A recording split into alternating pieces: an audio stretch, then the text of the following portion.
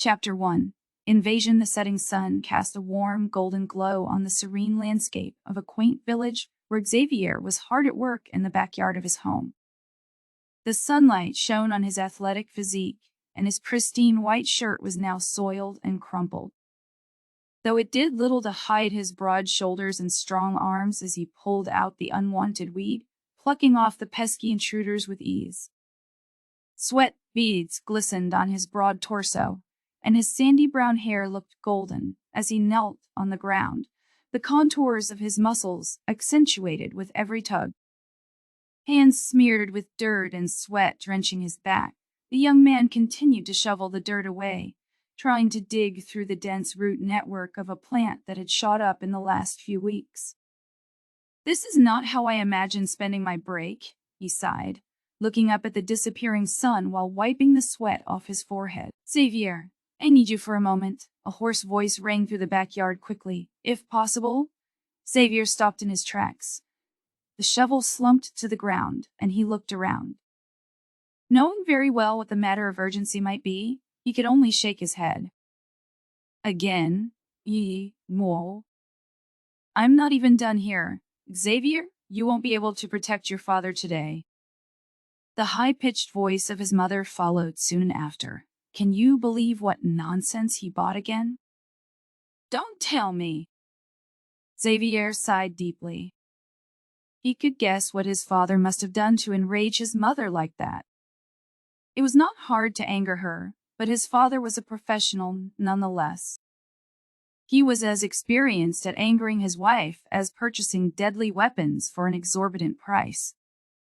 Though, if Xavier had to be honest with himself, he actually liked the assortment of weapons his father had purchased over the last few years. The only issue was that he didn't look at the price tag when he saw a uniquely forged sword or exotic weapons that were hard to come by. He just bought them while blindly ignoring the money he had to shell out. And it looked like today was no different. With a weary expression, Xavier walked slowly through the backyard, sincerely hoping that his father hadn't been foolish enough to purchase another sword just after he purchased a katana made from tempered Damascus steel 2 months ago. He reached the terrace, a fairly large outdoor space with a rustic wooden deck, dotted with small shrubs and flowering plants. Plush chairs were placed around a coffee table, and vines climbed down from colorful earthen pots. Pushing the vines aside, he saw a scenario he had gotten quite familiar with. His mother was glaring at his father, who had the look of a deer caught in the headlights. Xavier suppressed a chuckle as he saw his mother narrow her eyes when his father subconsciously clutched a large metal case that was the reason for his mother's ire. "Even I can't save you now, Dad." Trying to not make any noise, Xavier slowly stepped in the living room. The room wasn't too huge, but gave off a cozy vibe. He wondered if he should stand behind the cream-colored sofa that his mother made him clean every other day, or sit in a recliner. Maybe Mom would simply pluck the sword off the wall and charge at Dad. He mused, while staring at the 2 swords hanging on the wall opposite him. One of the swords was a Damascus katana, the beautiful weapon for which his father had paid an insane amount of money just 2 months ago. In the end, he decided to simply lean on the doorframe and observe what was going on. "How much?" Xavier asked, looking at the metal case with a tinge of curiosity. His father, Mark Vader's gaze fell on Xavier, and a trace of relief flashed in his eyes. However, he couldn't even open his mouth after noticing the emerald eyes of his son staring intently at him. He was too familiar with this gaze. It was the same gaze his wife cast upon him when it was a life and death situation, such as the current situation involving the survival of his precious little metal babies. Mark's hand moved subconsciously to the metal case. He held it as if his life depended on it. "How much did he pay?" Xavier asked his mother, Sylvia Vader, when his father didn't answer. He saw the way his mother's hand went to her forehead to rub her temples. "5. Wait! You don't mean 5,000, do you?" Sylvia Vader didn't say anything, but that was enough of an answer. Xavier's gaze returned to his father, a deep frown appearing on his face. Seriously? Was it really necessary to break a new spending record shortly after buying that katana? Xavier wanted to ask, but the expression on his father's face caused him to hesitate. His father loved collecting unique weapons, and often enough he would run back home to show off his latest prized possession to his wife. The innocent hobby had soon turned into an obsession, draining the family's savings. Xavier's eyes studied his father's expression. He had the look of a toddler who had a good reason to justify why he had been rolling in the mud and covered in dirt as if he had worked hard to find some hidden treasure. Something felt off. Xavier threw a second glance at the metal case. It didn't have a brand logo and looked different from the weaponsmiths his father usually bought his stuff from. Even the color of the metal case was different. He had never seen such a shimmering metal case. What exactly did you buy? Mark's gaze flicked to his wife, who was still staring daggers at him. He needed an ally and could use this opportunity to turn his son into one. Not wanting to waste time, Mark held the metal case in front of Xavier and slowly reached for the lid.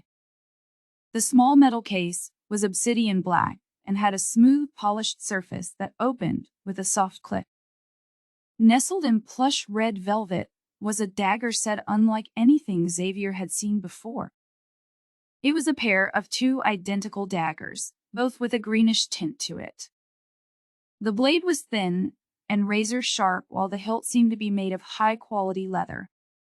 But his eyes locked on the other weapon lying in the box, a katana with a long curved blade that glinted like a ruby as the room's light shone upon it.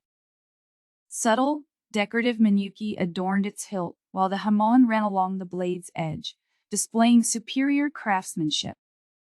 They look very impressive. What metal are they made of? Of course, he couldn't tell that to his mother, but Xavier was impressed with the beauty of the dagger set and the katana. The overall look and feel of the katana was also much more majestic than the Damascus steel katana resting on the wall. He was not sure if it was worth the money his father put into it, but the weapons were certainly a rarity. While the two men gazed at the weapons fondly, Sylvia scrunched her nose, taking a whiff of the air. Not even a second later, the smell of something burning, along with the crackling of fire, reached their ears. I think someone set the kitchen on fire, Xavier said, lightheartedly, in an attempt to rescue his father from Sylvia Vader's famous fury. Recalling she had the kitchen stove on, and the broth had probably spilled all over the kitchen counter, she hurriedly ran inside to salvage their dinner. His father let out a sigh of relief as Xavier added, I'm done in the backyard for today. I will probably finish everything by tomorrow. Xavier could have finished his work in the garden today, but he felt like tonight was going to be eventful. His parents would most certainly have a big fight, and he would have to act as a mediator. And as much as he would prefer to see them scream at each other and calm down like always, he feared his father had gone a bit overboard this time. He didn't want to end up fatherless and see his mother charged with murder. Mark Vader looked at Xavier as if he just saved him from eternal doom and closed the metal case quickly, while Xavier simply shook his head and went to the bathroom. He was still covered in mud and felt icky after battling with the weed for hours. There were small cuts on his hands, and he smelled horrible. Thus, he picked up dry clothes and a towel on the way and entered the bathroom. Next, he threw his soiled clothes in the laundry basket and turned on the shower. The hot water immediately made him feel refreshed as he let himself soak in the water for a while before turning it off. His gaze fell on the mirror and he stared at his reflection for a while. His muscles looked sore and a bit red. Some of the thorny shrubs had also managed to leave cuts on his face, though nothing too alarming. Xavier could not help but grumble as he lathered the shampoo over his head. Back at the university, he had been looking forward to the summer break and spending time with his friends, maybe playing a few video games, or reading some novels. But the day he arrived, his parents simply handed him a list of chores that he had to complete. Xavier felt like complaining, but he remained silent. He loved his parents even if they made his head hurt more often than he cared to admit. Chuckling to himself, he began scrubbing himself with soap. Xavier had been a chubby kid in the past, but now he could definitely see the muscles replacing the fat all over his body. His physique was well-defined, and he gained some much-needed weight due to the extracurricular activities they made the students do at college. His light green eyes now shone a deep emerald while light stubble was dusted across his chin. The chubby little child had been replaced by a young man with an athletic build, though his golden hair was still an unruly mess. "Guess some things never change," he muttered while humming a song to himself. Covered in lather, Xavier reached for the shower knob and turned it on, but the water never came. He waited for a second or two, but didn't feel the droplets of water trickling on his body from the shower head. "Did I empty the water tank?" He opened his eyes, or tried to, when he realized that suddenly his eyelids felt extremely heavy. Moving was nearly impossible, but he somehow managed to open his eyes wide enough to see a drop of water trickle down his forehead. However, the strange thing was that its speed was extremely slow, almost as if gravity was malfunctioning. What is going on? One moment, everything was perfectly normal, and in the next moment, the laws of the world stopped working. Am I hallucinating? Or something like that? I must be tired. Maybe I should take tomorrow morning off and finish the rest of the work in the afternoon. Just as the thought of a break flashed through his mind, words with intricate lines and bold text appeared in front of him. Scan completed. Branch of the origin has been detected on the planet known as Earth. Invasion of the schema confirmed. What the few before Xavier could even finish his thought, more words appeared in front of him. Energy leaks detected. Measures to counter energy leak have been initiated. Gates and monster spawn points will be generated. The planet will be merged with additional realms. Inferior intelligent life forms have been detected. Error. Probability of the life form's extinction within 48 hours exceeds 90%. Protocol Solar Renews 8R50 initiated. Just as Xavier finished reading the last line, the words in front of him twisted and distorted. The lines were ripped apart and pushed together, following that the lines compressed until space itself seemed to collapse. A tear in the space, ominous and dark as the darkest night, appeared. Something popped out of the tear of space just before it dispersed. Pathway for survival has been created. Odds have been adjusted. Preparations complete. Huh? As the last message dispersed in front of Xavier, a cataclysmic event was set in motion. The earth began to tremble. At first, subtle vibrations reverberated through the bathroom like the distant rumbling of thunder. But the subtle vibrations quickly evolved into intense tremors. The ground beneath Xavier's feet felt unsteady like a ship navigating through rough seas. What he saw outside through the bathroom window made his mouth almost touch the floor. It was almost like the very earth was about to awaken and retaliate, groaning in protest to the events that had just occurred. Following the protest of the earth, the sky split open as well. Nature seemed to have declared war against the unknown entity as torrents of rain were unleashed upon the planet. The raindrops were large and cascaded down from the heavens with blinding force, sounding like war drums. Thunder rumbled like the growls of an angry, feral monster. Lightning currents crackled across the sky, illuminating the turmoil below. As the thunderstorm raged on, the earthquake's force became more pronounced. The world seemed to sway, all while the rain outside danced in chaotic patterns. Amid the cacophony of thunder and lightning, Xavier heard the alarming creaking and groaning of buildings. Huge cracks tore through the buildings, ripping them apart like paper as the ground under them heaved and caved in. The explosion of debris was muffled by the heavy rain, while visibility too became limited as everything was enveloped in a watery haze. Nature unleashed its wrath upon the unknown force that had appeared out of nowhere. Is that how the world is going to end? It felt like an eternity, but not even a whole second must have passed before the catastrophe ended as abruptly as it had begun. A hail of water droplets poured out of the shower head, down on Xavier's head as the cataclysm succumbed. Xavier slipped, not expecting to regain control of his body all of a sudden. He smacked hard on the bathroom floor, and a bolt of pain surged through his tailbone. However, Xavier didn't scream aloud. It was painful and real. The pain was not an illusion. Wait. The pain cannot be real. I have to be hallucinating. Xavier's eyes fell on the object that had fallen out of the tier of space. It was a small box made of leather, big enough to house a stack of cards. His eyes narrowed on the only thing that was not supposed to be there. Or was it? Xavier ignored the pain in his tailbone and the water pouring down on him.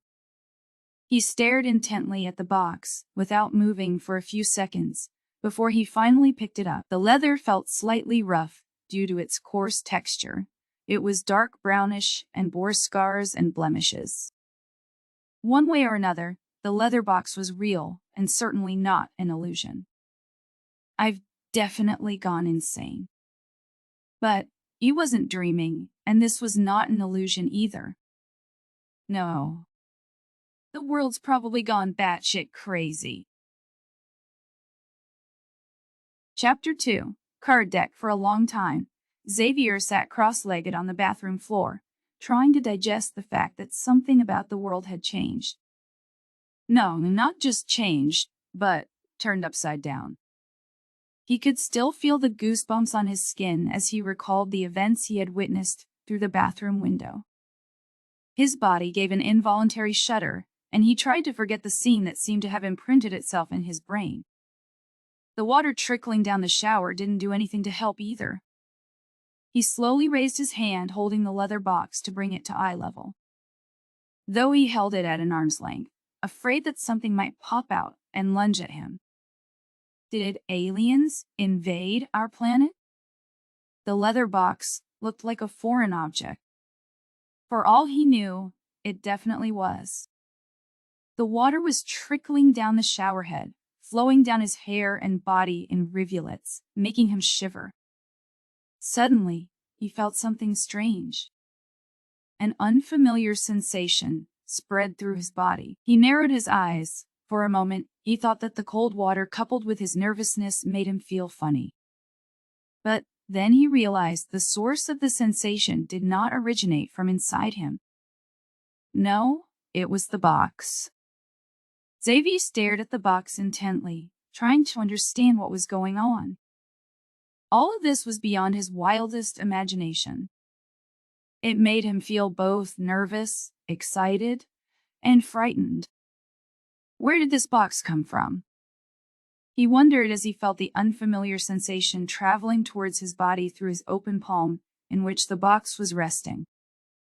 The curtain of water flowing down his head made it a little hard for him to see, but he dared not move, fixated on the odd feeling that he could only describe as a light caress.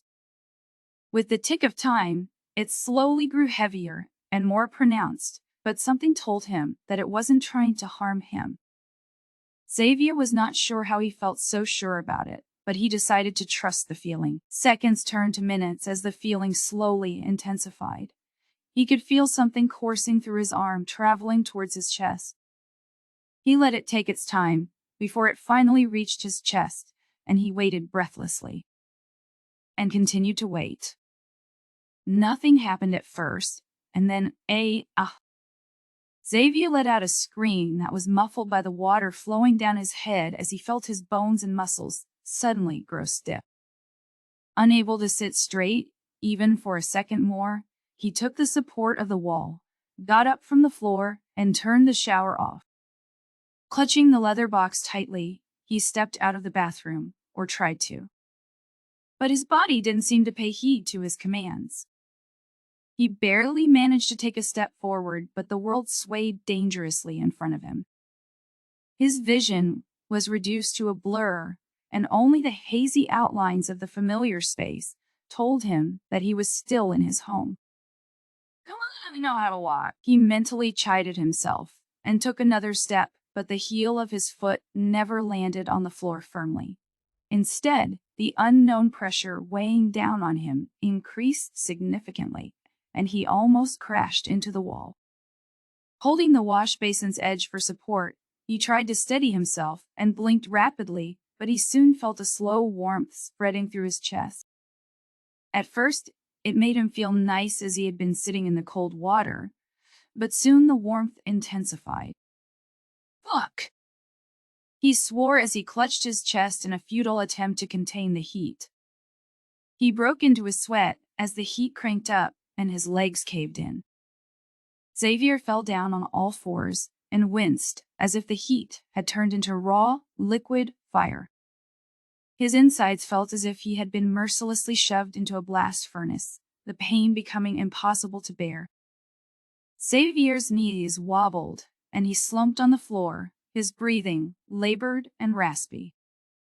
Wincing, he pulled himself up, barely. One hand was pushing against the bathroom floor so as to not collapse on the spot again, while his other hand was still clutching at his chest. His heart was racing wildly, almost like it was about to jump out of his chest. Not even the worst workout session in his life had made his heart beat as ferociously as it was beating right now. It was scary. Now he was not sure if touching the box had been a good idea. Just what is going on? Is that what a heart attack feels like? Ain't I too young for a heart attack? Gritting his teeth, Xavier was about to push himself up when he sensed a sharp bolt of pain pierce him. It felt as if he had been stabbed. He looked down at his chest, his fingers caressing the spot where he felt a sting. It nearly made his eyes water. But the painful sting was not like the fire that had raged through his body, racking every nerve. It was cooling. Confused, he stared intently, and his eyes widened in surprise. Without realizing it, Xavier had pressed the leather deck against his chest, exactly the spot from where the painful sting had originated, and he could have sworn that there hadn't been a long and sinuous appendage, like the one that was slowly emerging out of the leather box's underside before. It reminded him of a jellyfish's tentacle that he had seen when he went swimming in the sea with his university friends, the brackish water almost making him gag. Shaking his head to dismiss that memory, he focused on the soft and gelatinous, stretchy tissue that elongated until it reached his chest and slowly inserted its tip inside his flesh. The tentacle was doing something. As for what that was, Xavier had no idea. But isn't that a little bit odd? Well, it's definitely a lot more than just a little odd. A leather box drops in the shower. Multiple natural disasters happen simultaneously. And now that leather box shoots out a weird tentacle to suck my blood, which in turn cools my burning chest. Totally normal. Xavier felt weird. That was the only way to describe it. He should be panicking right now, but he was staring calmly at the leather box and the white tendril. The fire raging in his chest cooled down while the white tendril of the leather box retracted. It slunk back to the underside of the leather box, where 7 small gemstones formed the corners of a heptagon. The gemstones glistened faintly, but they were overshadowed by the brightly shining crystal embedded in the center of the heptagon. The shining crystal attracted his attention and curiosity. But Xavier was once again distracted as new words appeared in front of him. Congratulations! Classless deck has been linked assessing. What is that? Assessment of the class holder's power has been completed. Foundation orb has been adjusted. Xavier blinked several times while staring at the new notifications that popped up in front of him. He was at a loss for what to think. All he could do was glance at the leather box resting in his hand. As his attention focused solely on the leather box, more information popped up in front of him. Classless deck, Stage 0 card holder, connected cards, 0 card limit, 10 stored soul essences, 0 classless deck. The notification said that the classless deck has been linked to me. Was that the result of the tendril piercing into my chest? Xavier looked down at his chest yet again, precisely where the leather box's tendril had pierced into his flesh. There was only a faint mark left behind by the tendril's sting, but the spot felt a little weird. Xavier was not sure how to describe the current sensation, but it was not a bad feeling. He felt that the classless deck was not something ordinary. It had a unique, familiar sensation to it, almost like it was part of his body and existence. Xavier had never felt like this before, and it made him hesitate for a moment. What does all of this mean? A card holder. Connected cards. Card limit, die. Why is this all about cards? Are we about to play poker or what?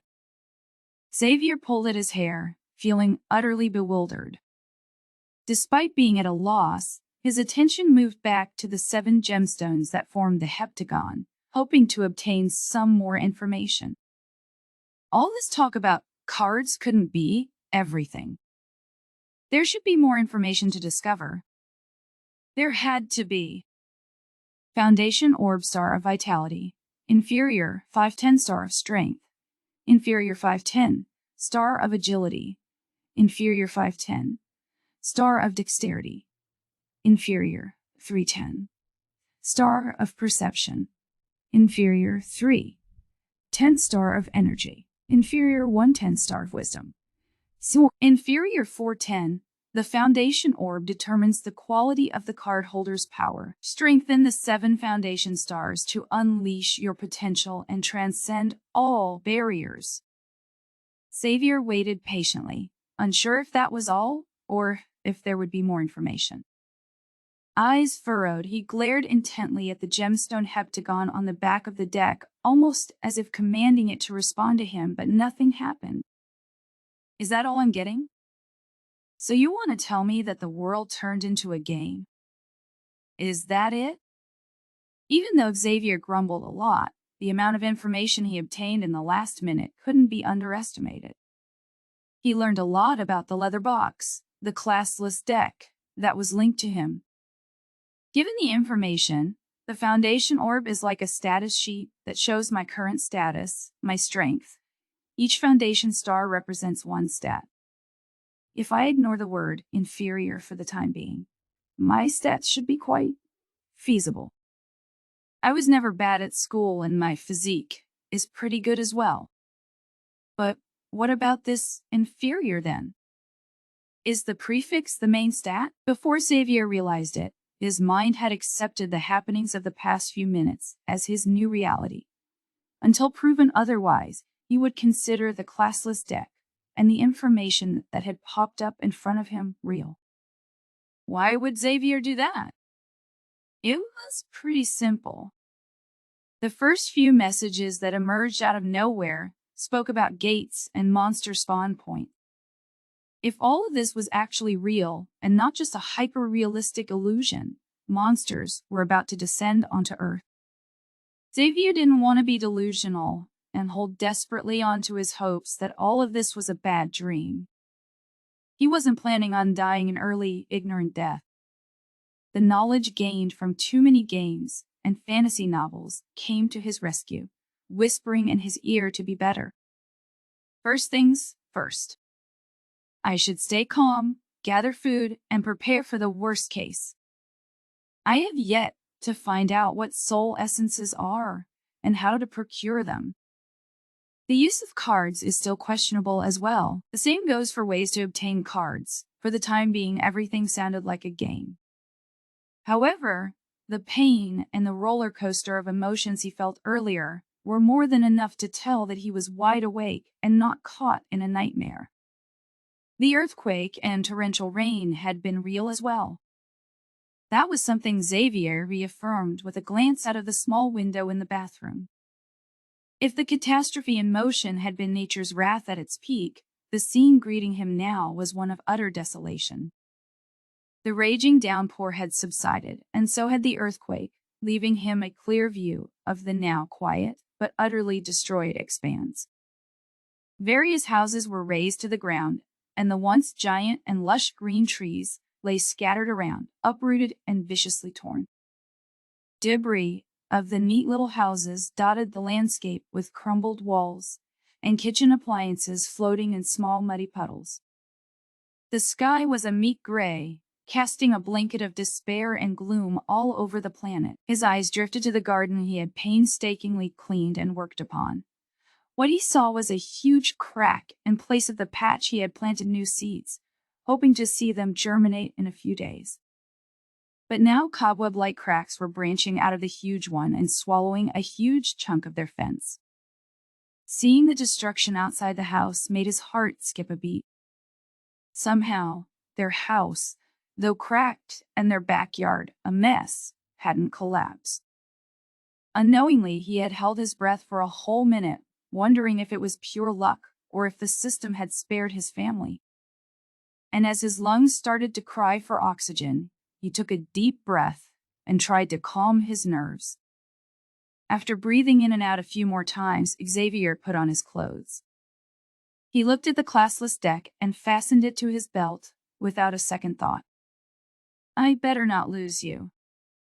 He left the bathroom and rushed inside his room, where he picked up his large hiking backpack. Xavier felt that he should rush to his parents and ask if they were doing fine, but he could hear them quarrel from the other side of the house already. Their bickering made him feel like nothing had changed for a moment.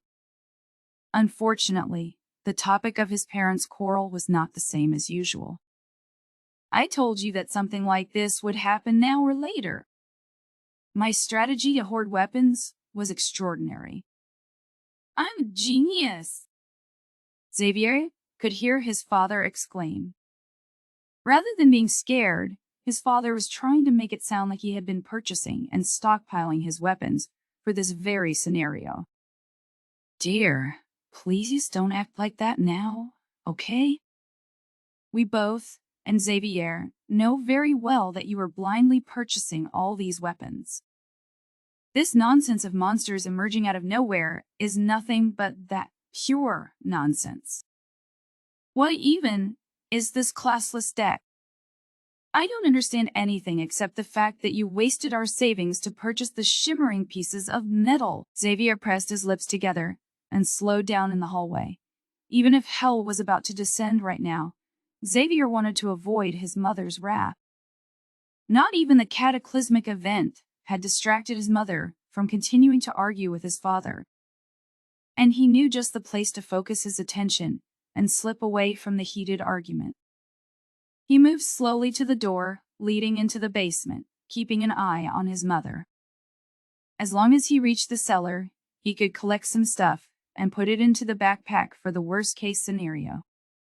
Literally, anything could happen, and being prepared didn't seem like a bad plan. Mom is right, though.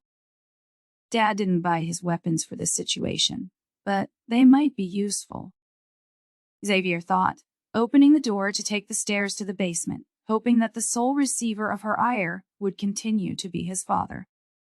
However, just as he took the first step, his heart skipped a beat. He heard a thunderous roar that reverberated through the surroundings, loud enough to shake the foundation of their house. Xavier wondered, goosebumps spreading all over his body. Mom? Dad! Get downstairs, quick! Fear crawling up his spine, Xavier half dashed and half stumbled down the flight of stairs to reach the basement that was filled with cardboard boxes holding worn-out books, broken toys, etc. Ignoring all of it, he headed towards the cellar and began stashing the backpack with items he thought would come in handy, like a torch, gloves, and such. The basement was bathed in a dim light, but he was well aware of the place, so he navigated through the space easily, throwing more stuff in his backpack until it was nearly full. He tried to reach for the pliers, but they seemed to be stuck in the wooden drawer that had smashed into the wall, pushing it further away from his reach. Getting down on his knees, he tried to reach for the pliers again, and his fingers barely brushed the tip of their handle. "Come on," Xavier groaned and strained his hand as far as he could. A thin sheen of sweat had appeared on his forehead, and he was gritting his teeth hard. But then something occurred to him. Why were his parents still not downstairs? Involuntarily, his hand went to his heart as it tightened, and he felt the vibrations like before. However, this time, they sounded much closer, advancing towards him and their home with a breakneck speed. He felt a knot in his stomach as his heart began to race. But that was nothing compared to the scream that reached his ears soon after. That was his mother's scream. Shit! Without wasting a second, Xavier dashed through the cellar and jumped up the stairs to reach the living room. And what he saw next left him speechless for a second. With a mouth hanging wide open, he saw not one but 3 humongous boars forcing their way through the half-destroyed fence of their backyard. The boars were the size of a car. No, they were even larger. Each of them was at least 3 meters tall, stocky, and gigantic, with their yellowy white tusks gleaming menacingly. But that was not even the scariest part. They were enveloped in blazing flames and running through their backyard, charging in the direction of their house, charging at him. What the? Clutching the backpack, he threw himself to the side blindly and landed on the rug as the boars charged into their home, tearing through the wall. Xavier lay on the ground, his hands thrown over his head as he watched them run through their room, unbothered by the bricks and his mother's paintings falling on their heads. They simply burst through the opposite wall, running outside their home without sparing him a single glance. Xavier blinked. Once. Twice. I am alive. No, we are alive, he told himself, and craned his neck to see the retreating figures of the fire-engulfed boars through the gaping holes left in the wall, as they trampled everything that stood in their way. He could not see much of their features as they were covered in flames, but he had noticed that the flames didn't seem to hurt the humongous monsters. In fact, the fire seemed to be a part of their body. This is even worse than the worst I could imagine. The apocalypse had truly descended. Chapter 3. Armed. The monstrous disaster that created gaping holes in their living room was all Xavier needed to know that his gut feeling had been correct. His hopes had influenced him, making him doubt if everything was a trick of his mind. Unfortunately, everything was real. The last traces of hope he had left were now dispersed, crushed underneath the blazing boar's head-sized hooves. This is even worse than I expected, Xavier thought, as his attention moved to his parents. His father had thrown himself above his mother to shield her when the boars had bulldozed through their home. His mother's screams had died down, but Xavier could see her shivering violently under his father's weight. "Honey, are you fine?" Mark asked Sylvia, slowly pushing himself up from the ground into a sitting position. He rubbed Sylvia's shoulder to calm her, but Sylvia's trembling eyes were glued to the gaping holes in their house. She couldn't believe that 3 car-sized boars had just barged through their house as if it was made of cardboard. For a while, the trio simply stared at the wreckage of their once beautiful home. Tendrils of fire had caught on the wooden planks of their now half-destructed wall wherever the boars had brushed past, the fire eating away everything in their range. Sylvia lost the strength in her legs and would have collapsed, but Mark held her tightly. Despite arguing with Mark earlier, she was actually the one who had been hit the worst by the cataclysmic event. She subconsciously pulled Mark closer, leaning her head on his chest. She almost did not want to imagine the dangers that awaited them in the near future. But her half-demolished house revealed the painful reality. The threats were already there, and they had survived a disaster. Somehow. What just happened? Sylvia asked, not diverting her gaze from the holes for a single moment. It was almost like Sylvia expected more blazing boars to charge through the living room. Xavier realized in horror that it was actually not impossible. The trembling ground and the humongous body of the blazing boars was still imprinted in his mind. The near brush with death had frozen his body that didn't want to move. He felt like the appearance of the monstrosities paralyzed him. Yet, his mind forced him to start moving.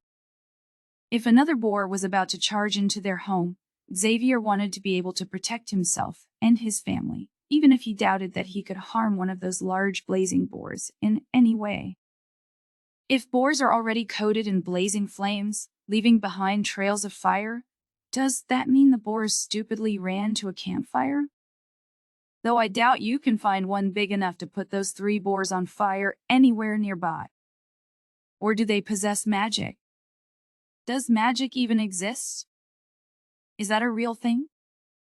Wait, what if it is? His worries began to bombard his mind with insane thoughts, each scarier than the previous one.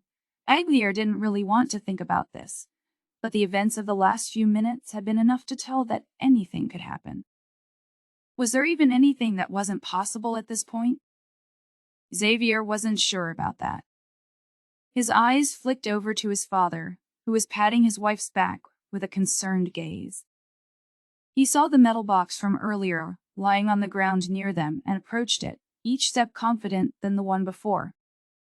Xavier opened the box and retrieved the katana made from an unknown red metal. I never expected to say this out loud, but I guess it was a really good thing that you started collecting weapons over the last few years. Xavier smirked at his father, who broke into a bright smile hearing his son's words. The heavy atmosphere in the room lightened up ever so slightly. Meanwhile, Sylvia scoffed. Don't you dare praise him for that. He spent our savings like a madman. Chortling. Xavier turned to his mother, who returned his gaze.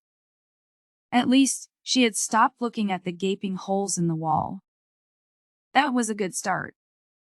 Will we really need money in the future? Should I even be thinking about needing money in the future? Wait, what am I supposed to hope for? Xavier scratched the back of his head, unsure what to do now. He was worried about the well-being of his family, about his friends, and maybe even worried about the future. Everything was uncertain. But was he worried about himself as well? Was he worried something could happen to him? It was only obvious, but Xavier was afraid. Nonetheless, there was something else as well. A weird feeling. No matter how dangerous the future seemed, Xavier couldn't hide that he was a little curious as well. The blazing boars and the notifications from earlier scared him a little. Quite a lot, if he was being honest, but he could hardly suppress the tinge of excitement that blossomed in his heart. Since Dad used our savings to purchase them, I will confiscate them until everything has been paid back. That sounds fair, don't you think so, Mom? Xavier asked, pointing at the ruby sword and the emerald daggers as he picked them up, one by one.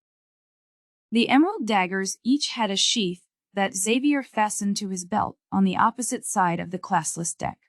Sylvia and Mark saw what their son was doing, but they didn't say anything at first.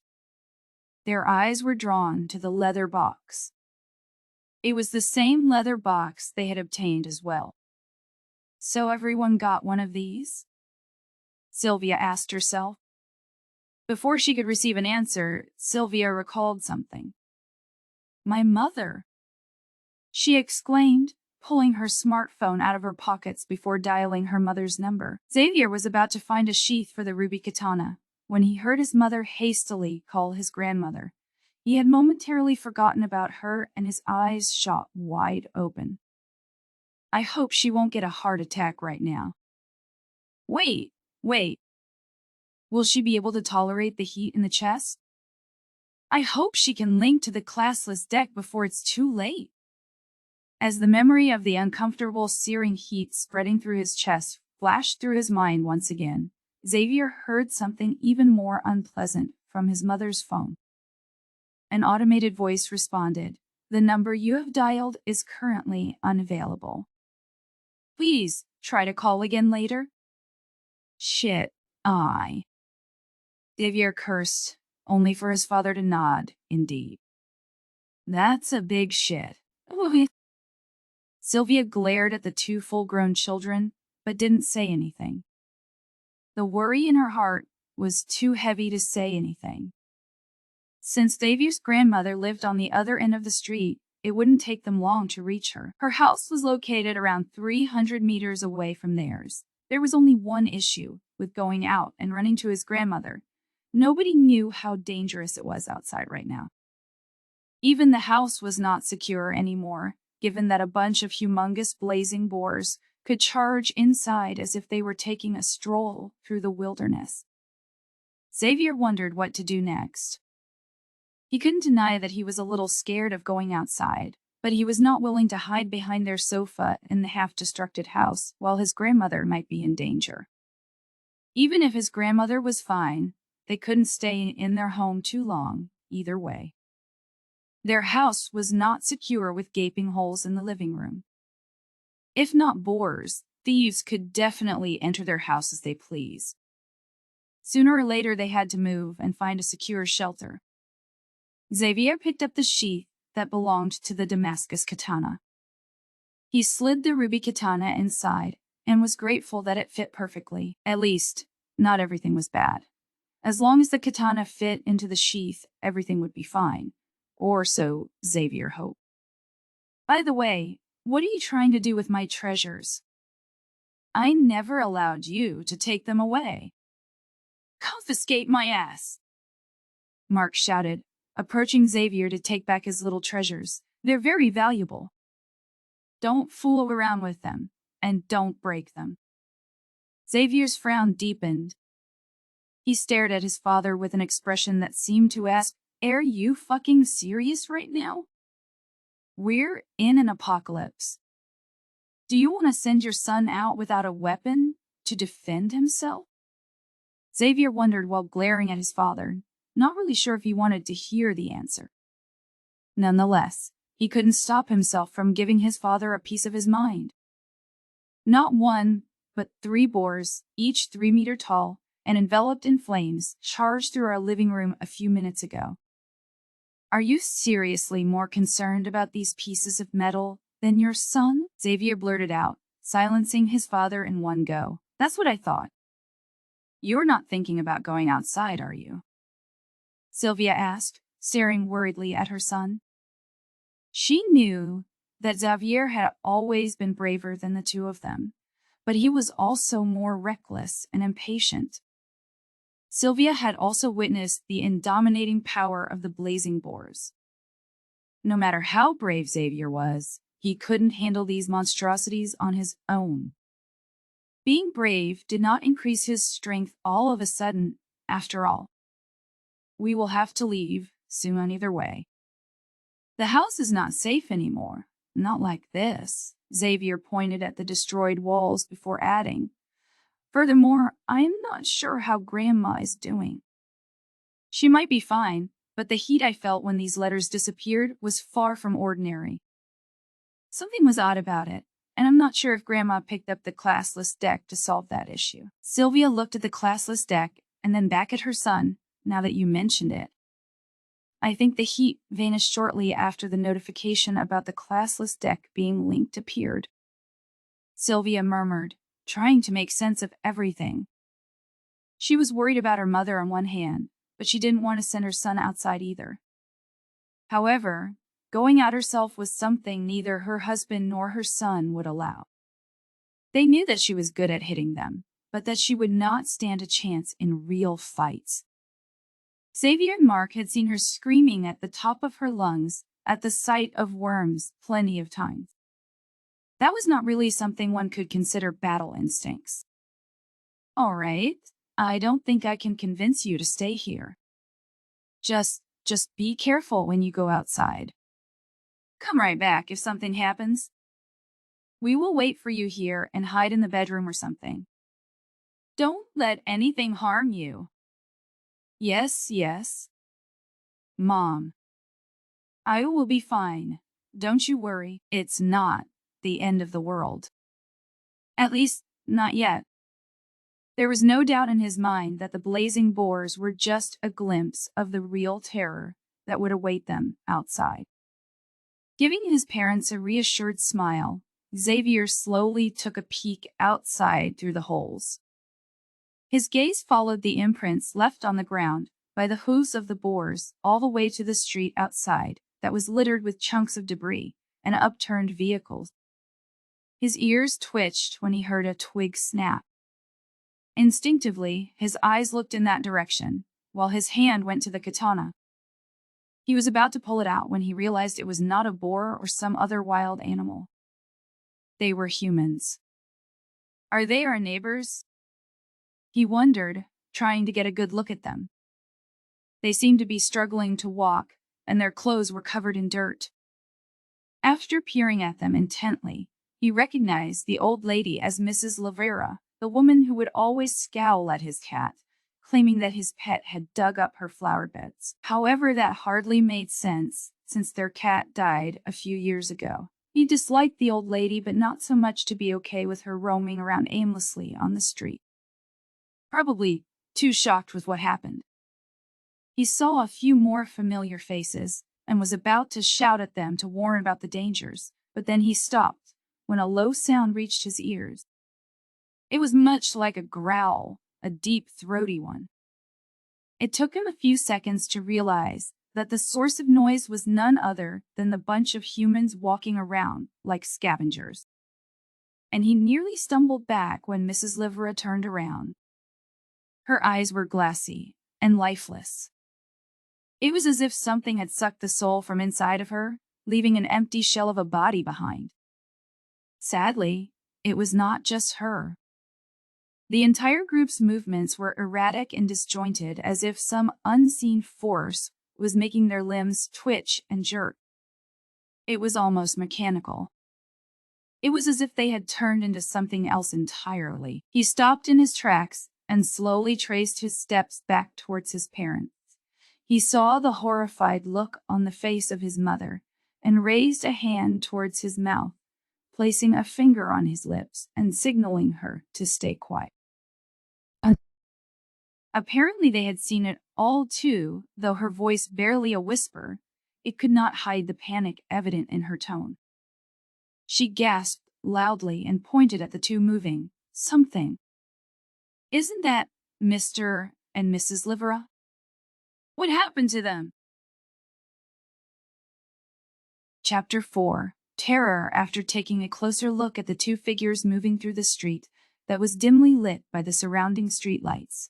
Xavier felt utterly confused. Wasn't Mr. Livera sick in bed? Mrs. Livera cannot walk properly either. What on earth happened to them? The two figures were swaying left and right while walking through the middle of the street, but their movements were awfully slow. There was no sign of either of them being handicapped or sick. Well, they looked sick, almost like they had resurrected from the dead. The Liveras were an old couple, even older than Xavier's grandmother. They were peace-loving people and usually kept to themselves. Except for Mrs. Livera, blaming their cat for her upturned flower bed that would make him scowl. He did not think of them as evil people. But now as he watched them pursue their son while making odd, guttural noises, he was not sure what to think about it. Their son, Henry, had recently returned to the small village along with his pregnant wife. His wife had been feeling under the weather, so their doctor had suggested him to take her to a place with some fresh air. And Mr. Livera had been sick too. Thus, the expecting couple had come to live with their parents for a while. Once or twice, Xavier had offered to help Henry in the yard, and Henry had returned the favor in kind, smiling brightly at him whenever they saw each other. The same Henry was now running away from his parents, unable to understand what had suddenly happened to them. In his haste to run away, He did not see the edge of the sidewalk and tripped upon it, falling to the road. Xavier watched in horror as Mr. Livera bent down and bit into his son's neck, tearing a huge chunk of flesh from his body.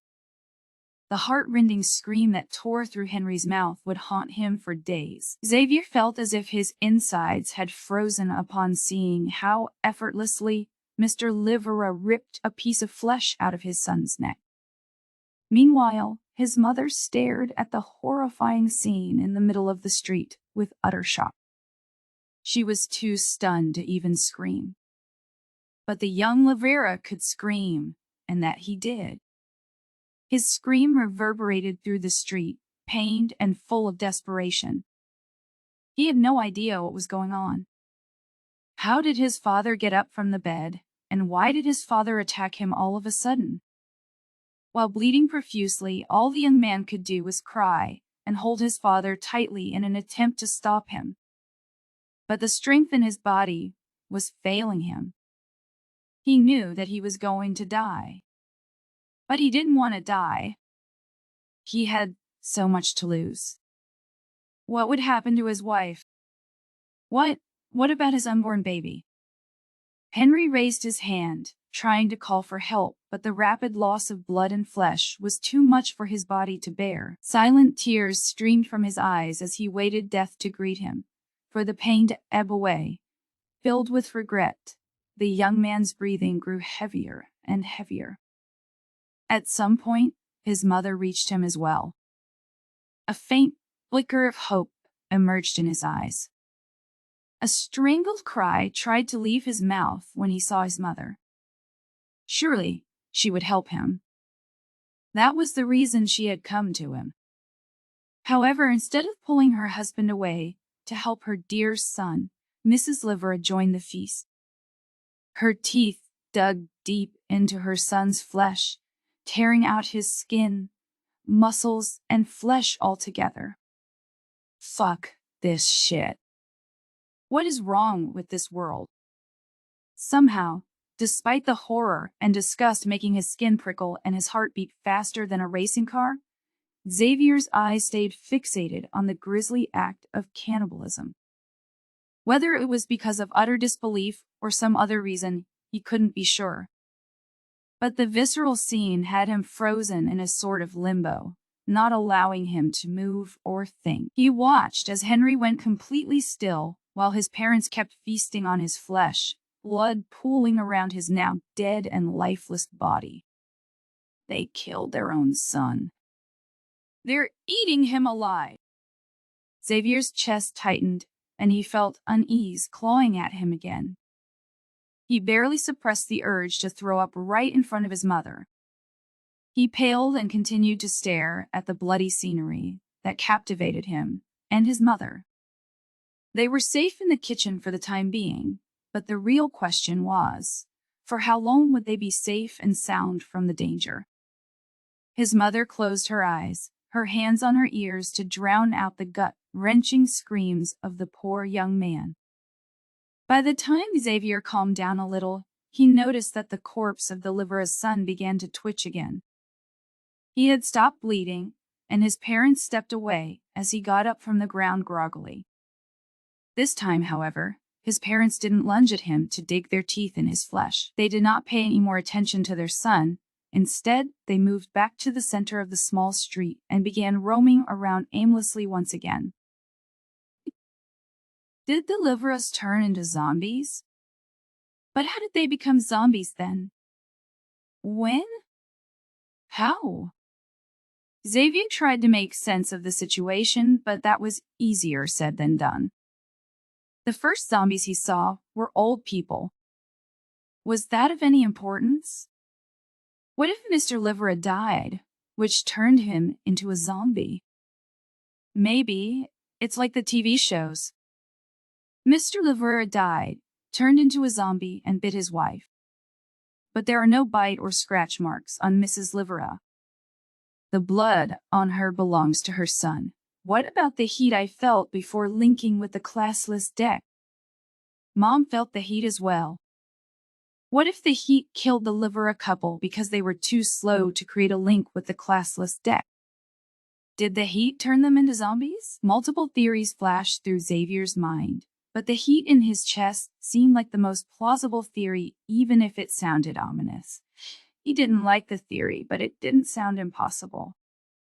Old people were less likely to react fast enough to pick up the classless deck and establish a link with it, especially if the old people were already sick.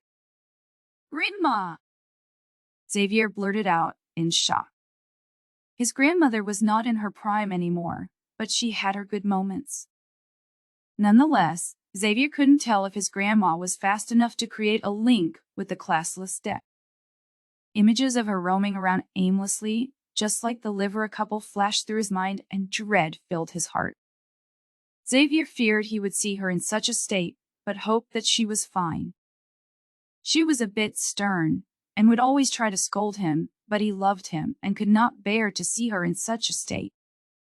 Please, let her be fine. He offered a silent prayer to whichever god was listening to him, and for a moment his mind turned blank, wondering if stepping out was a good idea.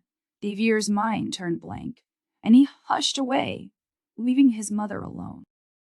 Sylvia was still shocked to the core, the gory scene imprinted on her mind permanently of watching the Livera's son get killed by his own parents, his flesh being ripped out of his body, white he was still alive, and seeing him get up a few seconds later like nothing happened.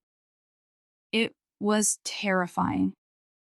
"Honey," Mark's voice startled Sylvia, who turned around to see him climb up the stairs. He was carrying Xavier's hiking backpack, which was filled to the brim with preserved food, some bottles of water, and other miscellaneous items.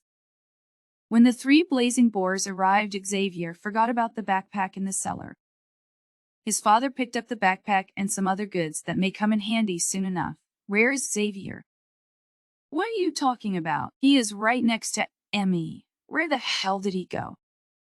Sylvia didn't even realize when Xavier left her side. She panicked for a moment and looked around worriedly, only to hear something from outside. There she saw Xavier, in the driveway of their house, on his way to Livera's son. Xavier was tired of staying in the house and doing nothing but stare at the dangers outside the house. If the Liveras had turned into zombies, the same could have happened with his grandmother's neighbors. Or worse, his grandmother could have turned into a zombie. Xavier couldn't stay in the house not knowing what was going on. It was already getting dark as well. They couldn't stay in their exposed house. There were too many gaping holes that could be used as an entrance by monsters or zombies. No matter what they wanted to do now, they had to hurry. Otherwise, it would be too dark to move around and find a safe hiding spot for the night. "I can do it. Stay calm and keep enough distance from their teeth and arms. You don't have to embrace them. Just cut their heads like in the TV shows." Xavier couldn't believe that he was relying on the logic of TV shows right now, but he did not have many options to choose from either. He genuinely hoped that the brain was the zombie's engine. If his guess was wrong, his restless move would quickly turn into a foolish death. His death. Unsheathing the ruby katana, as he left the house through one of the gaping holes in the living room, Xavier slowly made his way to the front of the house. He reached the driveway within a few seconds, while maintaining a tight grasp on the ruby katana. Holding a razor-sharp weapon allowed him to retain his calm composure. It didn't suppress his wildly beating heart, but holding the katana gave him some reassurance. Xavier didn't tremble. His eyes moved through the front yard as he surveyed the perimeter and pinpointed the location of the Livera family. At the same time, he also scanned the area for more unknown threats. Fortunately, there was nothing more dangerous than the Livera zombies. The old Livera couple was still in the middle of the street, while their son remained in the drive-in. He walked around groggily and growling. Then Xavier stepped onto the driveway, trying to not make any sound. However, the noises he made naturally were enough to attract the attention of the zombie in the driveway. The zombie turned to Xavier, his glassy eyes staring deep into Xavier's soul. Xavier swallowed hard as the zombie slowly began to walk towards Xavier. I can do it. Tightly gripping the katana, he stared back at the zombie. The familiarity of the zombie made Xavier hesitate for a quarter of a second. However, he reacted in the next instance. Breathing out loudly, he dashed forward. His heart was beating frantically, the sound loud enough to suppress the other noises all around him. The adrenaline rush coursing through his body forced Xavier to move, to keep going, and to consider the zombie for what it was, a blood-sucking parasite. Their son was dead, and that thing was nothing but a monster with the shell of a dead human. He is not human. He is dead. Kill him. Behead him. End his suffering. His breathing labored. Xavier moved closer, his eyes still fixated on the zombie. He raised the ruby katana and lashed out. The ruby katana arced through the air, leaving a reddish afterimage right before it cut through the head of the incoming zombie. The sound of the blade slicing through flesh and bone made him feel horrible, but he did not let his hold on the katana loosen. Xavier grit his teeth so much that his jaw hurt, the pain a distraction from the fear trying to overwhelm him.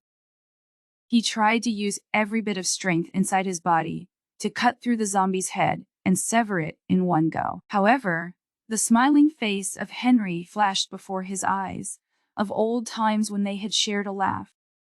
He saw it right in front of him as he struck the zombie, and hesitated. The zombie inched closer, ignoring the blade stuck in its head. It made no effort to remove the blade, nor did it give any indication of pain. Not that Xavier expected it to, though he also did not expect it to keep moving with a blade lodged in its head. It just kept moving forward like a mechanical doll, hands outstretched in an attempt to scratch Xavier and gorge on his flesh. At that point, Xavier figured that he shouldn't have hesitated.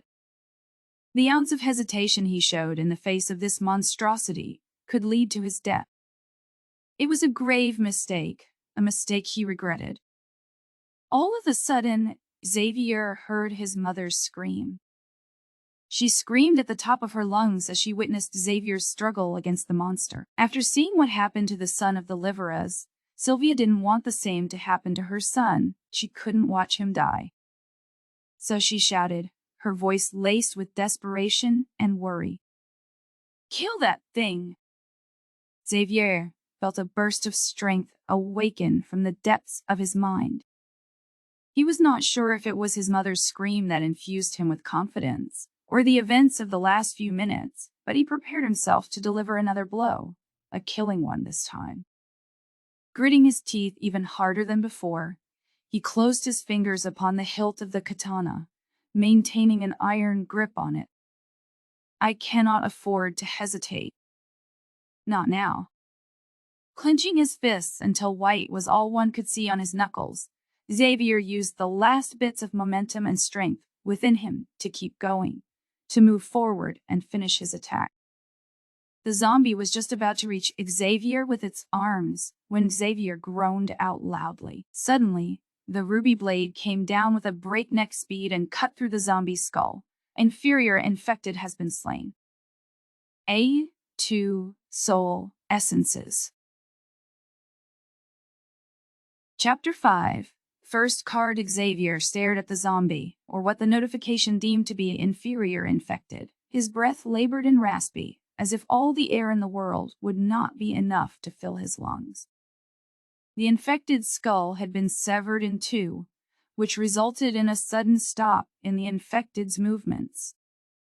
It slumped down to the ground like a heavy sack of potatoes and stopped moving altogether. Xavier was sprayed with brain mass and juice of the dead zombie that he tried to wipe away with his hands to the best of his ability. He wanted to get rid of the stench and the filth smeared all over him, but having a shower was a luxury he could not afford right now. Fuck me. I'm still alive. But for how long? His mother's scream attracted the attention of the Liveras. The two inferior infected turned around as if they were hounds that had just caught the scent of a prey and moved into the driveway in Xavier's direction. He was still trembling, his heart was racing, and his mind was foggy. He should have moved. He should have run away, but he was too stunned by the fact that he had just killed someone, a man he had known to be a nice and sweet guy. No, that thing was not a man. The two zombies, no, the infected, were still moving forward, making odd raspy noises. They were getting near, too near. All of a sudden, a thunderous sound rang through the surroundings. A gunshot. And it was as if the next few seconds played in slow motion in front of his eyes. A bullet cut through the air, charging at Mrs. Livera's head. The bullet entered her right through the center of her forehead. It pierced her head and flung her head back upon impact. There was no shock on her face, nor fear. She simply slumped to the ground, right at Xavier's feet, and stayed there, unmoving. Xavier's eyes widened at that sight. He looked to his right, his gaze traveling up the small flight of stairs to the entrance of their house, and there he saw his father standing on the small porch, holding a hunting rifle. "I still have it in me," he said more to himself than to his son, who was too stunned to speak for a moment. "Are you fine?" Mark asked when Xavier didn't answer. "Do I look fine to you?" Xavier thought irritatedly, but he swallowed his words and nodded his head weakly, forcing his body to function and his mouth to work, of course. If his dad could remain calm in this fucked-up situation, why shouldn't he be able to do the same? Xavier took a deep breath, while his father scoffed lightly at his son's reaction. Unlike Xavier, who looked shaken, his father appeared to have accepted the new reality quite easily. "Should I?" he asked, pointing his rifle at the last infected. Xavier was still trembling, but his eyes moved away from his father. They flicked to the last infected, who had forgotten all about Xavier Mr. Livera's attention, had switched to the source of the gunshot, and he slowly began moving towards his father, who had his finger resting on the trigger of the rifle. He knew he was safe for now. Just a second later, what Xavier saw from the corner of his eye pulled his attention from his father and the infected. He saw two glimmering white strands emerge from the body of the infected he had killed. They seemed to be floating in the air, weightless like a feather at first. He had only managed to see them because it was getting dark. They were glimmering in a faint white sheen, and at first he thought they would just float away aimlessly. But then these strands changed their shape in the air and morphed into balls. They ascended a little and shot toward Xavier's waist. Xavier was just about to pull back and defend himself against the unexpected magical attack when the white ball passed through the ruby katana. The ball's trajectory didn't change, and they shot straight toward the classless deck that was attached to his belt. The balls touched the smooth outer surface of the classless deck and disappeared inside it. Following that, some words popped up in front of him again. The information of the classless deck emerged, and something particular attracted his attention. Stored soul essences, too. These balls were soul essences. I see, Xavier didn't know what to do with soul essences. But if the changes in the world were similar to MMORPG games, which was exactly how it felt, soul essences could probably be compared to experience points. The more soul essences he gained early on, the better. Therefore, Xavier grasped the ruby katana tightly. He suppressed his earlier fears deep inside his heart and looked back to the last infected, Mr. Livera. Tall. "No. I have to do this, Dad." Xavier hesitated for a second. Though the face of the infected was grotesque, the skin sagging and covered in blood, it was still the face of Mr. Livera. He had known the old man for his entire life. He had seen Mr. Livera drive his car to work every day, retire, and then fall ill. The old man had never hurt a fly in his life, but now he was not himself anymore. Mark saw his son hesitate and offered him a reassuring look. Xavier gulped and imagined what would happen if the infected would scratch him. He would die and turn into an infected as well. He didn't want to die, whether it was today or in the future. There was still so much he had to do. Xavier had to protect his family. He had to find his grandma and make sure that she was fine as well. He had to find his friends, and he had yet to fall in love, maybe even start a family far ahead in the future. Xavier had too much to do to give up when it all had just started. His first encounter with the infected nearly went south. However, if he hesitated now, what would happen the next time he was faced with an infected or possibly even a stronger monster? Xavier knew that he had to fight his fear right now, before it took root deep inside his heart. He had to overcome his fear before it spread through him like a parasite. I can do it. Readying the katana, Xavier forced himself to move. The drive to move forward and the uncertainties of the future fueled him. Xavier had no idea what would happen, but the terms monster spawn point and Gates didn't sit well with him. His premonition grew even worse after their encounter with the blazing boars. Driven by the emotions that ravaged through his body like crazy, Xavier kicked the ground. His pace increased as he lifted the red katana high above his head. Once Xavier reached the attack range, the katana cleaved downward. A red flash passed through, the air began to hum, and the last infected in the driveway turned around. The infected's familiar eyes stared at Xavier, but this time all he could see was the lifelessness of his old neighbor. The being in front of him was not human anymore. It was a monster. Xavier didn't hesitate like he did the first time. He used every bit of momentum and strength in his body to cleave down and split the infected's head in two. The blade cut through the infected's head like hot knife through butter. It didn't slow down as the blade collided with the infected, splitting the hard skull easily. It cracked open, and a gooey, sticky liquid began oozing out of the skull. Xavier was looking around to check if his small fight had attracted more infected. Luckily, that wasn't the case. He wiped the sweat off his forehead when a strong, pungent smell reached him. He took a whiff, and it was then that he looked down to inspect the source. The infected's brain was rotten, and the grayish-black liquid was emitting a horrendous stench, making him nearly gag. Xavier took a few steps back when words appeared in front of his face. All of a sudden, "Den inferior infected has been slain." One soul essence, one common card. As the notification popped, Xavier slumped down to the ground. Fighting against infected was nerve-wracking. Seeing it in movies and video games did not even come close to experiencing it in real life. It was not something he ever imagined doing. However, he knew that it was not the last time he would have to fight the infected. Xavier was certain that it was just one of many days.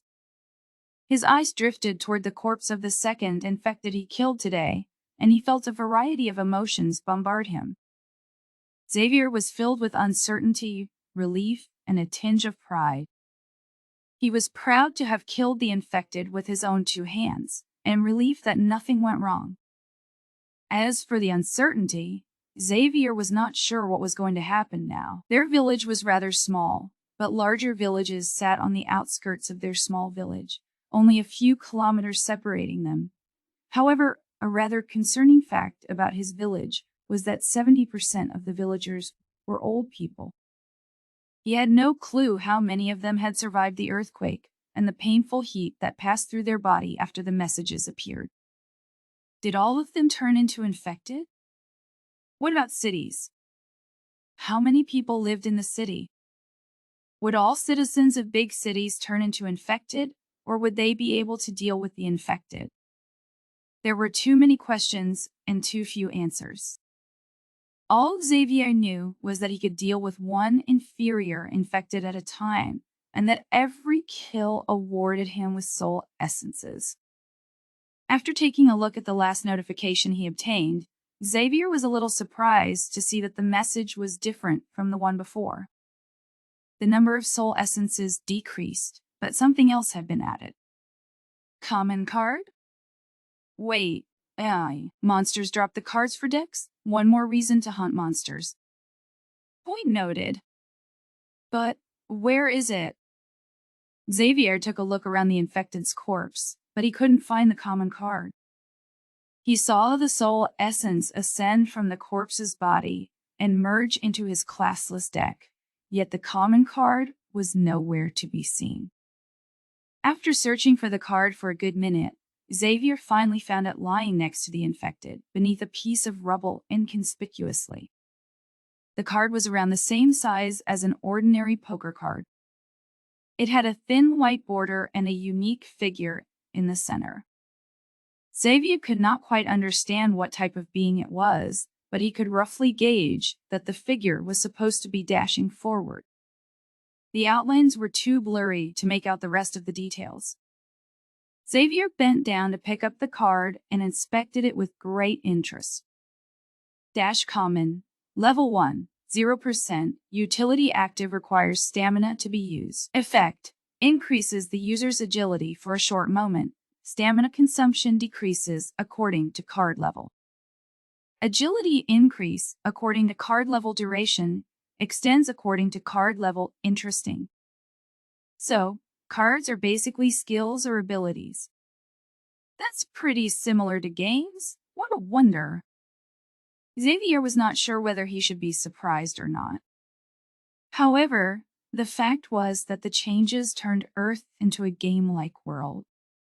He put aside the ominous thoughts that began to flood his mind when he recalled the changes that had struck the planet like a ferocious, untamed calamity. Instead, he looked at the information of the classless deck once again.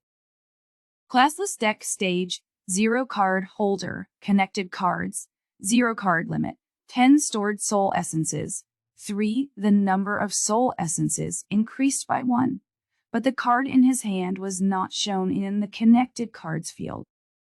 Do I have to add it manually? Xavier wondered, opening the lid of the box to slide the common card inside. Congratulations. You added your first card to your deck. Please prepare for the influx of information. The instant the message in front of him appeared, Xavier sensed something in the back of his head. It didn't hurt a lot, but it was an uncomfortable sensation that began to spread until it reached the front of his head real quick. The discomfort steadily increased until it turned into pain. Along with the pain, information arrived. It was the information about the common card dash that he had just connected to his deck. Fuck! That is amazing. Xavier was in pain, but the information that entered his mind was exceptionally useful. He instinctively knew how to use dash and how to control the common card to a certain degree. To be certain that the information was not wrong, Xavier immediately used dash. He turned to his father and kicked the ground. His stamina burned rapidly, but all Xavier noticed was that he accelerated much faster than before. He crossed the short distance to his father in the blink of an eye and brushed past him to enter the house with another stride. In the next moment, he appeared next to his mother and immediately stopped utilizing dash. Sweat appeared on his forehead and he began to breathe heavily, but a bright smile formed on his lips. That is insane, he exclaimed, only for his mother to stare daggers at him. What is? You or the world? She asked, her stare turning murderous, as if she was threatening him to think before speaking aloud. What did you think when you charged at these things? Did you even think about the consequences in the first place? His mother screamed at him at the top of her lungs. At that moment, Xavier knew that he had fucked up. This is definitely worse than fighting some infected. Xavier turned around, hoping that his father was there to help him out.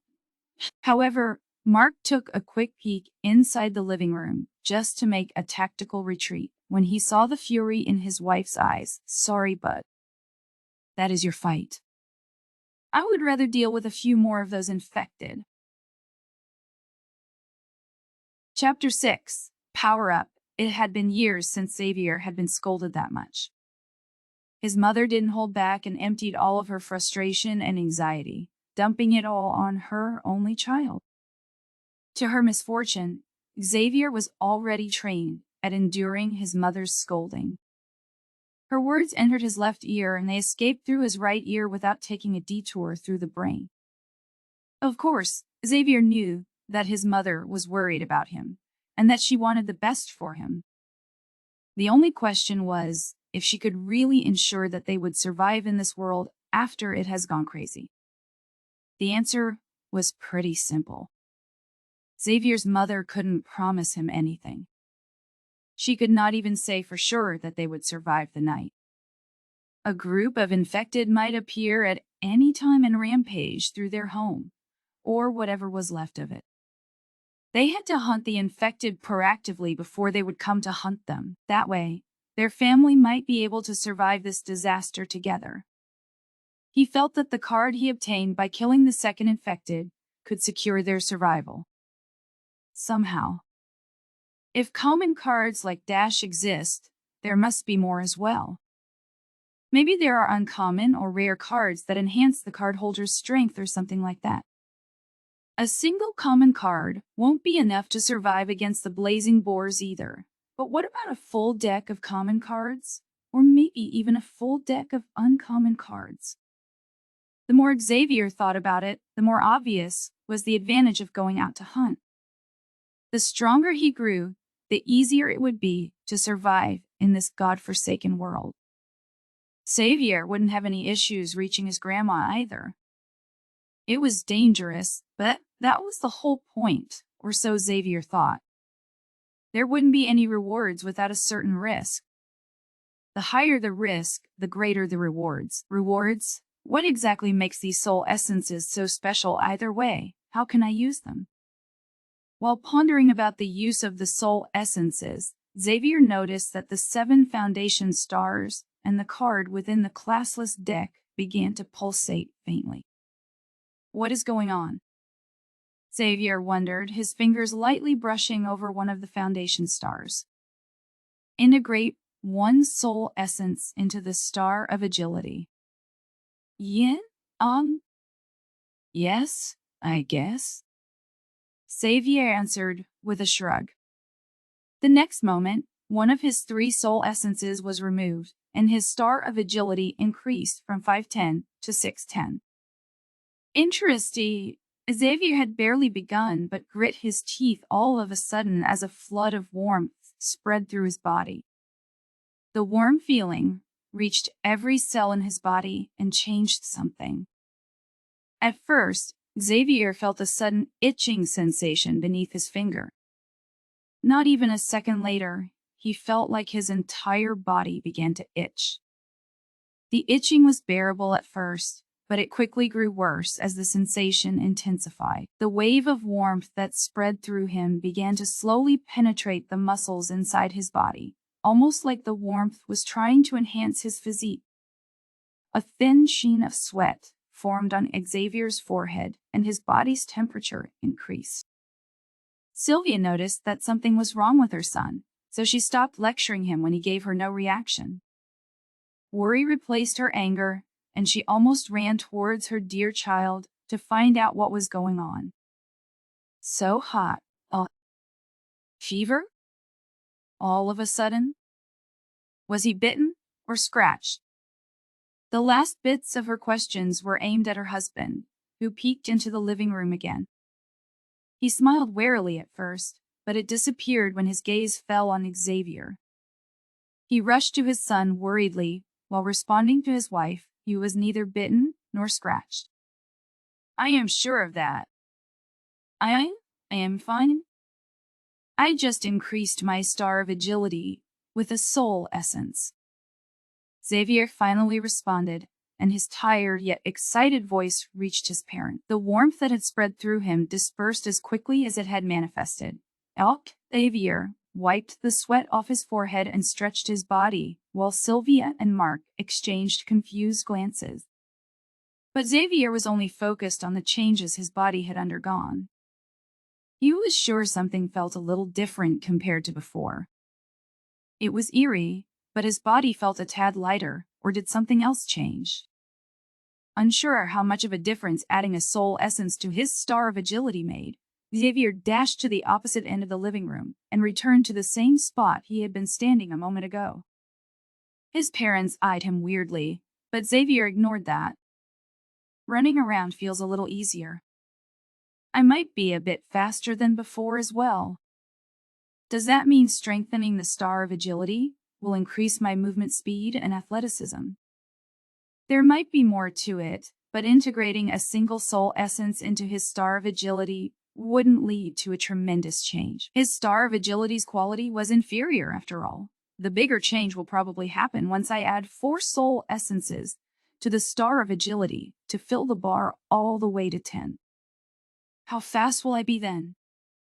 What about the other foundation stars? I wonder what they will change upon integrating soul essences into them. They will change my physique a lot. Probably. Why, it felt amazing to grow faster all of a sudden. The gains he made from a single soul essence made him feel like the world had become a game where he had to kill monsters to grow stronger. A typical MMORPG.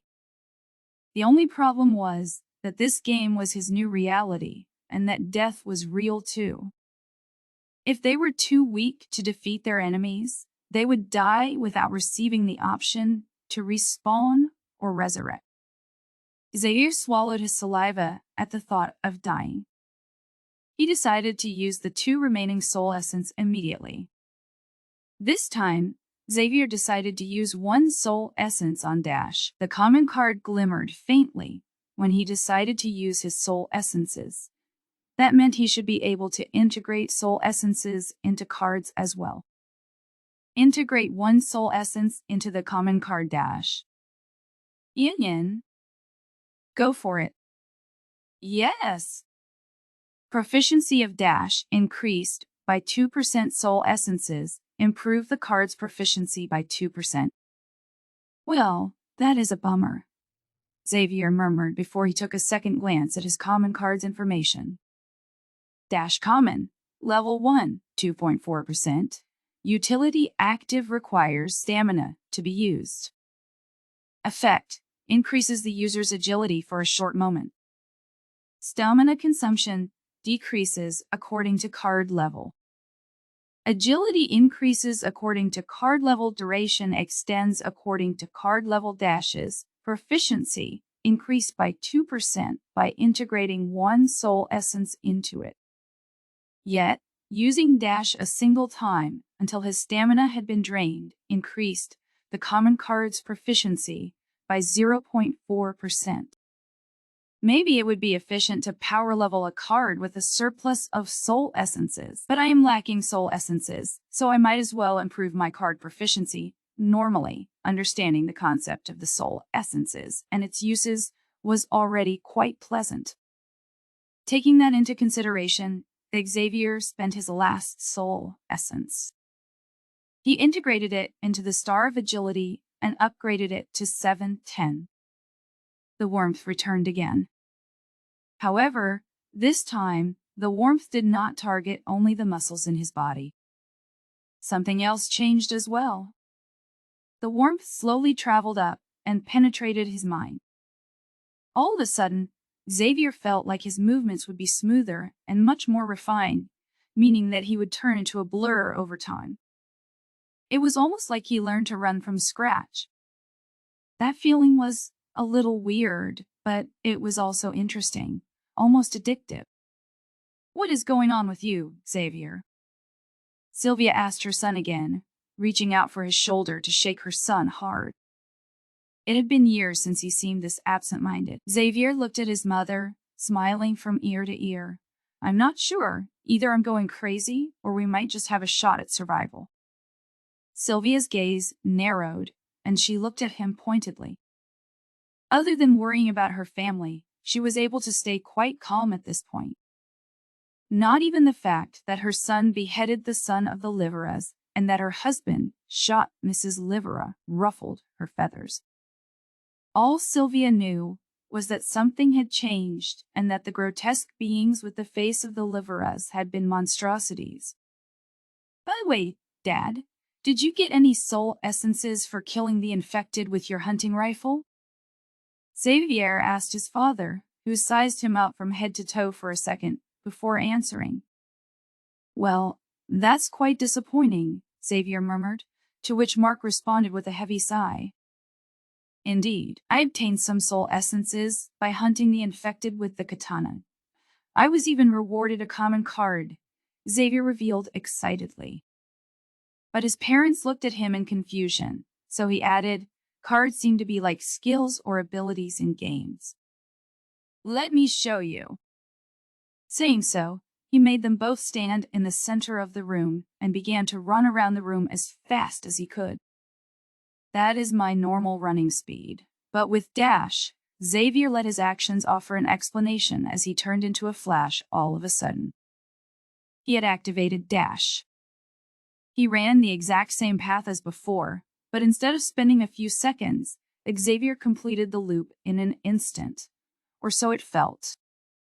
Xavier was breathing heavily, and a wave of exhaustion smacked him right in the face. He was drained after using Dash, but also satisfied with the result. His mother stared at him with wide-open eyes and only blinked. Meanwhile, Mark looked at him quite calmly. He gave Xavier a thumbs up and smiled. Why do I feel like Dad is even more excited about this than I am? How is he even that calm in the first place? Meanwhile, Mom, his mother, was shocked, to say the least. The cogs in her mind were running wild, various thoughts and questions flashing through her mind. It took her quite a while before she calmed down once again. You said that you obtained these cards and soul essences from these zombies, and soul essences can be used to do what exactly? Sylvia asked, trying to make sense of the situation. They are not zombies, but infected as per the notification. But that is not so important. To answer your question, killing infected rewards soul essences and cards, yes. Soul essences can be used to upgrade the proficiency of a card and to strengthen the foundation stars. That will improve your movement speed, physical strength, and much more. In that case, we should go out hunting as well. We might not have to run away from the infected, but we cannot stay here either, Sylvia said, nibbling on her lower lip as she eyed the gaping holes in the walls of the living room nervously. Their home was not a good shelter for the night anymore. If anything, the cellar was probably the only somewhat secure place. But for how long? Grandma's place should be much easier to defend. We have to make sure that she's fine, either way. How about we rush to her place and build a temporary base over there? Xavier asked, looking at his mother expectantly. It was obvious that Sylvia was worried. But who would find fault with that? She was a worried daughter, wife, and mother. Wife. I don't want to interrupt your lovely talk, but it looks like we got some uninvited guests. We might have been a bit too loud, Mark informed in a low but clear voice while loading the hunting rifle. He stared intently at the gaping holes as 3 swaying, growling figures emerged from it. Despite having killed the Liveras, the shock of seeing infected had not completely subsided yet for Xavier and his parents. Like the Liveras, these infected too had familiar faces, faces of people they had chatted with, been to town gatherings, and clinked mugs of beer. But the infected were only advancing towards them to rip off their flesh, all traces of humanity wiped off from their minds and souls. Sylvia tensed upon seeing her neighbors looking like that, but she regained her senses quickly. If she remained unmoving, she might become a burden to her beloved family. Mark gave her an encouraging nod as she slowly moved toward the wall, where the Damascus katana was still hanging. Sylvia grabbed it quickly, and it was the first time in her life that she realized how heavy the weapon truly was. Truth be told, the katana was actually not that heavy. It barely weighed a kilogram and could be held with both hands. However, the stress weighing down on Sylvia's mind turned the katana into a heavy weapon weighing no less than a ton. "Can you take on 3 at once?" Mark asked Xavier with a grim face. Xavier's eyes narrowed, but he didn't say anything at first. He glanced at his mother, whose arms trembled violently, and he shook his head. "Let's not get ahead of ourselves," he muttered before leaning forward. Xavier pulled the katana back before using dash once again. Xavier turned into a flash the moment he kicked the ground. He crossed the living room in an instant and appeared in front of the closest infected. Without wasting a second, he swung the ruby katana in a beautiful arc through the air and severed the head of the infected. Ignoring the message that appeared in his sight, Xavier kicked the infected and simultaneously pushed the one to his right. He twisted the ruby katana mid-swing, ignoring the discomfort caused by the sudden change of the katana's momentum, before thrusting the blade through the second infected's eyeball. The blade drilled through the eyeball in a single go and continued to pierce through the eye socket and brain easily. "This katana is insane. Looks like Dad wasn't scammed this time," Xavier thought, turning to the last infected with renewed confidence. But he saw that Mark was already aiming at it with the hunting rifle. However, instead of shooting, Mark waited for a moment. He wanted to see if Xavier could kill the third infected as well, using the power granted through the upgrade of his Star of Agility and the newly gained dash card. Xavier was just about to move when he noticed his mother charge at the last infected. Her arms were still trembling, and her expression was as stiff as a stone. But she did not stop moving. She overcame her fear and charged ahead. "She is too slow." Xavier noticed that his mother had put herself at a great risk. She had never learned any martial arts, and she was not exactly the most athletic person in their family. Thus, her disjointed and uneven movement speed showed.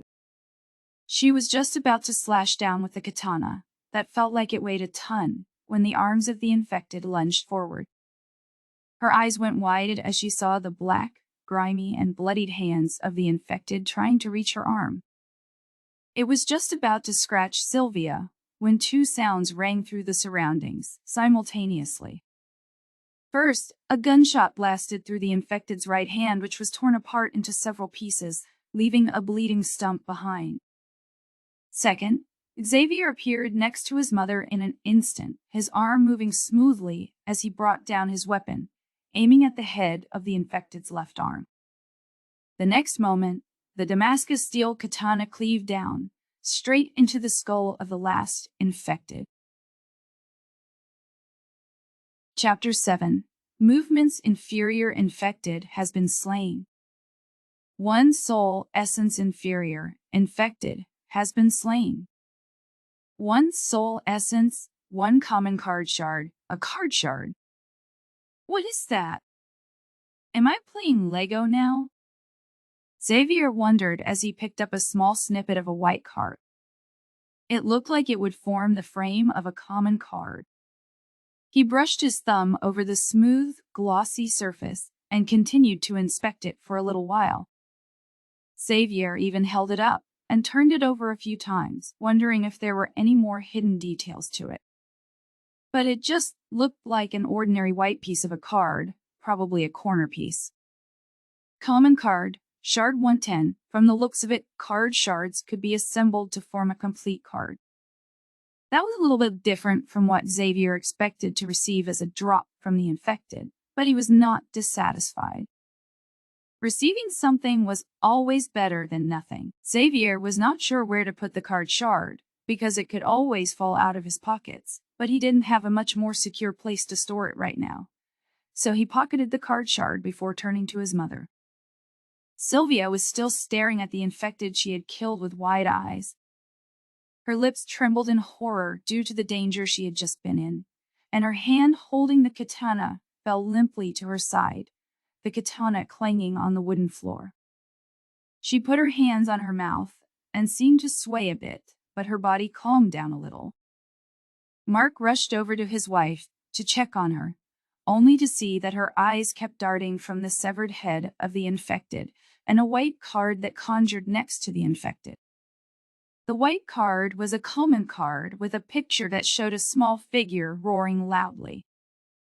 2 soul essences and a common card, Sylvia mumbled once she regained her senses. She bent down and picked up the common card, inspecting it with trembling hands. So that's a common card. Isn't that a double-edged sword? Sylvia mumbled after she read through the information that appeared in her vision. She showed the common card to her husband and Xavier, who frowned deeply as they read through the information displayed in front of them. Bravery common, level 1, 0%, utility passive no requirement effect, converts a portion of fear and hesitation into courage. Conversion rate, according to card level. Courage is great, but too much courage seems like a bad thing.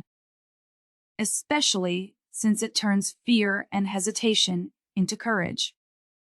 You would have to be in danger to feel fear and hesitation in the first place. This card, I don't know what to make of it, Mark mumbled, looking at his wife skeptically. Meanwhile, Xavier gave it a shrug. The effect shouldn't be powerful right now. And courage is something everyone needs in times like these. If we're too hesitant and afraid to get moving, those important to us might sustain injuries. They may even die if we hesitate too much, so I think this card will be useful for now. If the effect overwhelms you when the card level gets too high for your liking, you can simply remove the card. Can you remove cards connected to the classless deck? Sylvia asked, catching Xavier off guard. I guess. It should be feasible, probably, he responded, just to open his card deck and reach out for Dash. Remove Dash level 1? Yin? Take into consideration that removing a card may damage your soul. Once damaged, the soul will require a certain period of time to heal. No new cards can be connected to the deck while the soul is damaged, otherwise, the injury may worsen. The higher the card level and quality, the higher the probability of sustaining harm. Removing a card may damage the card. It looks like you can remove cards. But the downside is that the soul might sustain a backlash. I don't know how high the probability is, but I guess removing common cards at a low level should be fine. The card might get damaged, though. Xavier read aloud, the cogs in his mind turning. If you don't want the card, I will take it. Sylvia looked at her son and regarded him for a second. Her mind was rattling even after she made her decision. I think I need courage the most right now. I don't like to acknowledge this, but the two of you are much calmer than me. I cannot go on like this. Analyzing herself critically was nothing new for Sylvia. Nonetheless, Xavier was glad that his mother was not delusional and hoped that everything would be all right the next time she woke up. His mother accepted that the world had changed and that she had to change if she wanted to survive. She put bravery in her card deck and felt the passive effect of the common card right off the bat. It feels a little weird, but it's not a bad feeling, she mumbled, then turned to her husband and son. Lol, let's pack up and search for my mother. We need to move before it's completely dark. The earthquake must have trashed the street lamps. We won't see anything at night if that's the case. Xavier grinned, seeing the change in her mother's behavior. It was subtle, but still notable. Xavier attributed it to the card and felt relieved that she made the right choice. How about I stay on the first floor on guard against uninvited guests, like the boars, while you pick up as much food and other necessities from the cellar. I already filled a backpack, but it won't be enough if we have to rely on our stock for a long time," Xavier proposed. His mother was about to reject leaving him alone on the first floor, because more infected might arrive at any time. But Mark nodded his head. "That sounds like a good idea. You are currently the strongest. Your card will help you kill the infected and retreat if too many attacks simultaneously. Just shout loudly to alert us if something happens while we're downstairs," he said before rushing downstairs. Xavier nodded before tightening his hold over the ruby katana's hilt. He saw his mother stand around for a few seconds before noticing that she broke into a sweat. Did she use her soul essences? He wondered but didn't ask. Sylvia noticed Xavier's raised eyebrow and answered, seeing how confused he was. "I put my soul essences into the star of agility. I need to be faster than the infected to kill them, or to run from them." His mother threw a smile at her dear son before she went downstairs, following her husband to collect as many goods as they could carry in a handful of hiking backpacks. Xavier blinked his eyes and moved to the kitchen. He looked out of the kitchen window to have a good view of the street, except for one flickering lamp casting an eerie glow on the surroundings. All others were either broken or had smashed to the ground. In the dim glow, he could faintly make out the narrow street he often used to drive. They were extremely lucky that their home hadn't been completely razed to the ground, like some of their neighbors' houses. Puddles of muddy water dotted the street where he saw broken cars lying abandoned and trees uprooted. I should get used to this sight. No infected was heading their way, though a few were roaming the street aimlessly. Therefore, Xavier used his last 2 soul essences to make good use of them. Integrate 2 soul essence into the star of agility. "Yeni?" "Yes," Xavier answered, and the 2 soul essences from his finances disappeared near instantaneously. The familiar warmth returned, and his star of agility increased to 910. Only 1 more soul essence and the star of agility would be completed. He was not certain what would happen afterward, but Xavier guessed that his agility would undergo a qualitative change. The inferior quality of his star of agility would probably reach the next level. Once his parents returned from the cellar, Xavier walked back to the living room. No more infected attacked them, but there were many infected on the street. It looked like more people than expected had died and turned. That was a bit frustrating, but Xavier was not too worried about inferior infected anymore. His agility stat was almost twice as high as before, and he had dash at his disposal. As long as he didn't lower his guard, no inferior infected should be fast enough to reach him before Xavier beheaded them. Mark swung the hunting rifle across his back. He made sure that the twine of the rifle was tight enough, and picked up a few daggers and the steel longsword with the best quality. "Looks like some of my treasures will get a little bit dirty in the future. I don't really want to abandon the rest, but there is nothing I can do for you?" He sighed and looked longingly at the weapons he would be forced to leave behind. Since he couldn't store everything in his backpack, Mark had been forced to take the best weapons with him, leaving the others to collect dust and rust in the future. "I hope someone finds you and makes use of your greatness. If not, I will return for all of you when it's not as dangerous anymore." Xavier and Sylvia exchanged a glance and shook their heads before returning their attention to the task at hand. They maintained silence while Mark bid goodbye to his prized possessions. All of a sudden, Mark regained his vigor and he raised his hand as if punching the air. "Finally, my treasures will be quenched in blood."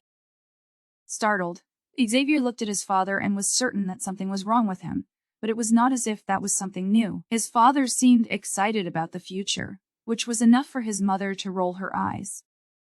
"You married him," Xavier said, giving his mother a reality check. His mother stared daggers at him, but Xavier could only chuckle in response. "Let's leave," Sylvia announced, grasping the Damascus steel katana tightly and stepping out of one of the gaping holes in the living room. She looked left and right before inching closer to the street. Xavier followed his mother. In just a few strides, he took the lead with his mother close on his heels. "Dad, you should kill some infected as long as you have time." "Mom has already improved her star of agility," Xavier suggested Mark, who looked at Sylvia for a moment. He then fell in steps beside Xavier. While carrying their hiking backpacks that were filled to the brim, everyone felt a little bit burdened. The weight of the hiking backpacks was definitely higher than anything they had ever carried on their backs in the last few years. Mark and Sylvia struggled a little due to the heavy weight, but Xavier didn't seem worried as he stepped onto the driveway outside their house. Two infected heard his steps in the driveway, and they started walking towards him. This time, Xavier was ready. He kicked the ground, grasped the ruby katana tightly, and dashed forward. He didn't unleash the power of his card right away, but tried to run as fast as possible. His movement speed was much faster than ever despite the heavy hiking backpack weighing him down. Xavier appeared in front of the first infected and swung the ruby katana horizontally. The infected's head flung through the air and its corpse fell forward. Xavier stepped aside just in time with a nimble step before using the accumulated momentum of his swing to initiate a second attack right after. The second infected in the driveway lost its head shortly after the first, and two notifications appeared in Xavier's sight. Inferior infected has been slain. One soul essence inferior infected has been slain. One soul essence, no common card or card shards, had been dropped. That was pretty good. He instinctively wanted to integrate one soul essence to upgrade his star of agility to the next level, but he didn't do so. Xavier had no idea the qualitative change in his agility would affect him to what extent, or what exactly would happen to him. Maybe he would be unable to fight for a while. He was clueless in that regard, so he didn't feel like risking it right now. Thus, instead of increasing the star of agility, Xavier used his soul essences somewhere else. Integrate two soul essence into the star of energy. Yin. Yes. Even though Xavier was not certain whether the star of energy indicated some other type of energy, he hoped that his stamina would receive a boost. Vitality might increase his stamina as well, but vitality in games was usually used as a stat that reflected one's resilience and endurance to withstand stress and recover from injuries or ailments. This left only the star of energy as a potential foundation star to increase his stamina. Hopefully, this will increase my stamina. That way, I can use dash more often without feeling too drained. Xavier felt a rush of heat spread through his body. However, there was also something else, something foreign he never felt before. It was a slightly cooling sensation that took root near his stomach. Xavier couldn't accurately describe the feeling, but he could tell that he was not as exhausted as before. My stamina must have increased. Was that the cooling feeling, or was that something else? Maybe that was some sort of magical energy that can be used to conjure spells. Is that even possible? Magic. Why? Does it exist now that the world has turned crazy? Xavier was not sure, but he could tell that he would find out whether magic truly existed or not soon enough. But before that, he and his family had to eliminate a few more infected. His grandmother was still waiting for them, hopefully.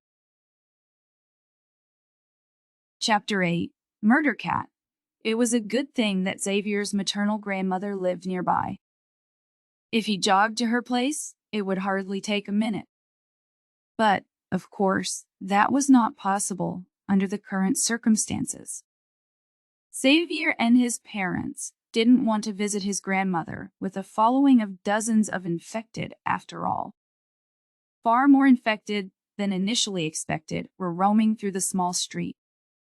Therefore, they had to slaughter them before the infected could gather and become truly problematic. Dealing with a handful of them was still possible. But what about dozens or hundreds of infected moving in one big group? Xavier wanted to find out if he could run from hundreds of infected. A single scratch was enough to turn him into one of them, after all. It was much more secure to decimate them now that they had the chance. Using dash to emerge in front of a group of 3 infected, Xavier slashed the ruby katana through the air in a beautiful arc. His attack cut through the air and one of the infected's heads in one go. Right after the first attack, Xavier continued to use the momentum and speed provided by dash to kill the second infected.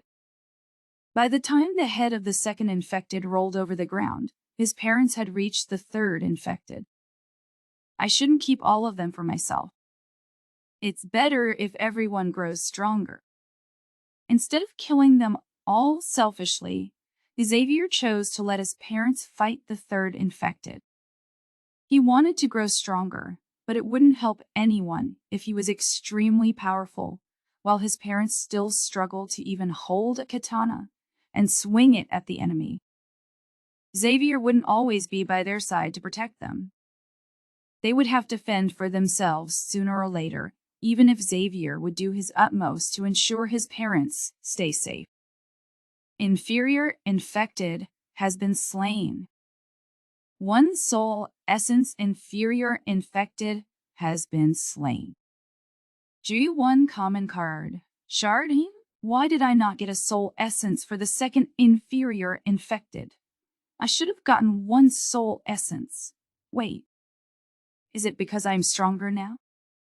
Did the increase in my foundation stars decrease the amount of soul essences I can obtain from weaker foes? Xavier wondered.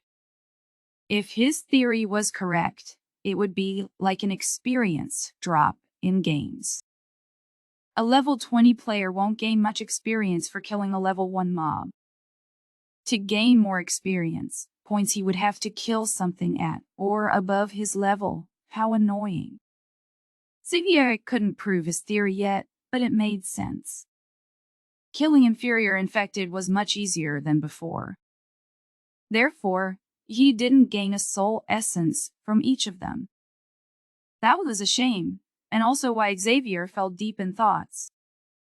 If I stop investing soul essences into my foundation stars for the time being, I should be able to continue harvesting soul essences rather easily.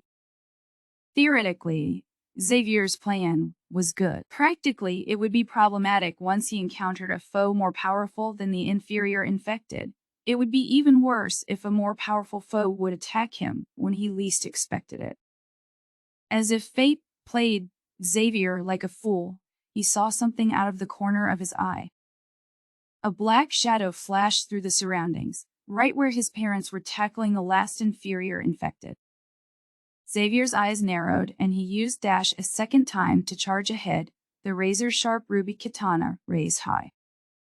One moment, Xavier stood a few meters behind his parents, and the next moment, he blocked the shadow's path with the ruby katana. His parents' eyes widened in shock, and they froze in their tracks. They didn't even notice that something was about to attack them from the side until Xavier appeared out of nowhere. It was only fortunate that they had killed the infected in front of them before they froze in their tracks. Otherwise, they did not even want to imagine what must have happened. But their lives were not yet secure. Xavier had used his presence of mind and sharp eyes to block an unknown threat. Sylvia and Mark peered intently at the bushes, wondering where the hissing sound was coming from. Was there a large snake somewhere? They didn't have to look for long as 2 yellow eyes blinked open, startling them. It was a black cat. At least it looked like one, though it was a bit bigger than regular cat. Xavier had blocked the claw that ambushed his parents sneakily, and it probably had a good reason to do so. Unlike its gleaming eyes, Xavier noticed that its fur was dull and clinging to its bony frame. Xavier could see the ribs beneath its scarred flesh. The trio bent a little to get a good look at the cat and noticed that it had a burn mark beneath its right eye. A panther? No, wait. Isn't that the cat Mr. Sandro saved a few years ago? It has the same burn mark. Did his cat turn into a monster? For real now? Why, morning. Xavier's eyes narrowed, feeling the immense pressure weighing down on the ruby katana. The black cat hissed loudly, but Xavier didn't even think of letting the cat get closer to him. On the contrary, he steadied his legs and pushed the ruby katana forward using his weight. Despite being bigger than an average cat, this one was not as heavy or ferocious as a panther. It was quite far from that. Therefore, Xavier made use of his size to intimidate the feline and push the cat away with the ruby katana. The razor-sharp blade of the katana dug into the paws of the cat, drawing the monster's blood. Yes.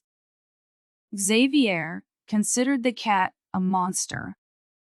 Even though he was certain that it was the pet of Mr. Sandro, Xavier couldn't consider it a tame pet anymore. It was far too strong and ferocious to be just a cute little cat he would want to give belly rubs. Did all animals turn into something like that?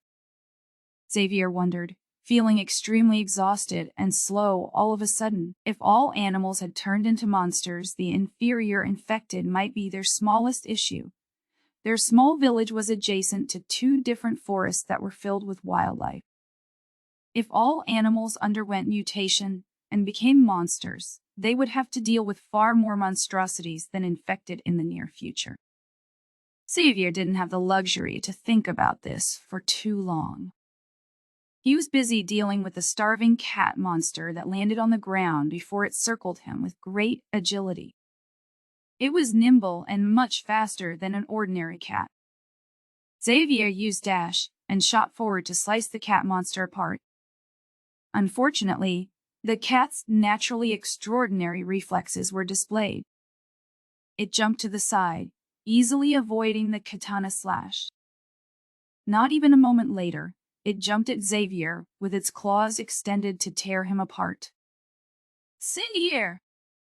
his mother shouted, but Xavier could barely hear her over the angry hissing. He let go of the ruby katana the moment he noticed that the cat monster was about to jump at him. His left arm moved upward to block the attack if necessary, while his right hand moved to the sheathed daggers. He unsheathed one of the daggers and pushed it upward while his left arm was clawed. He ignored the pain shooting through his left arm and grabbed hold of the cat's body to hold it in place.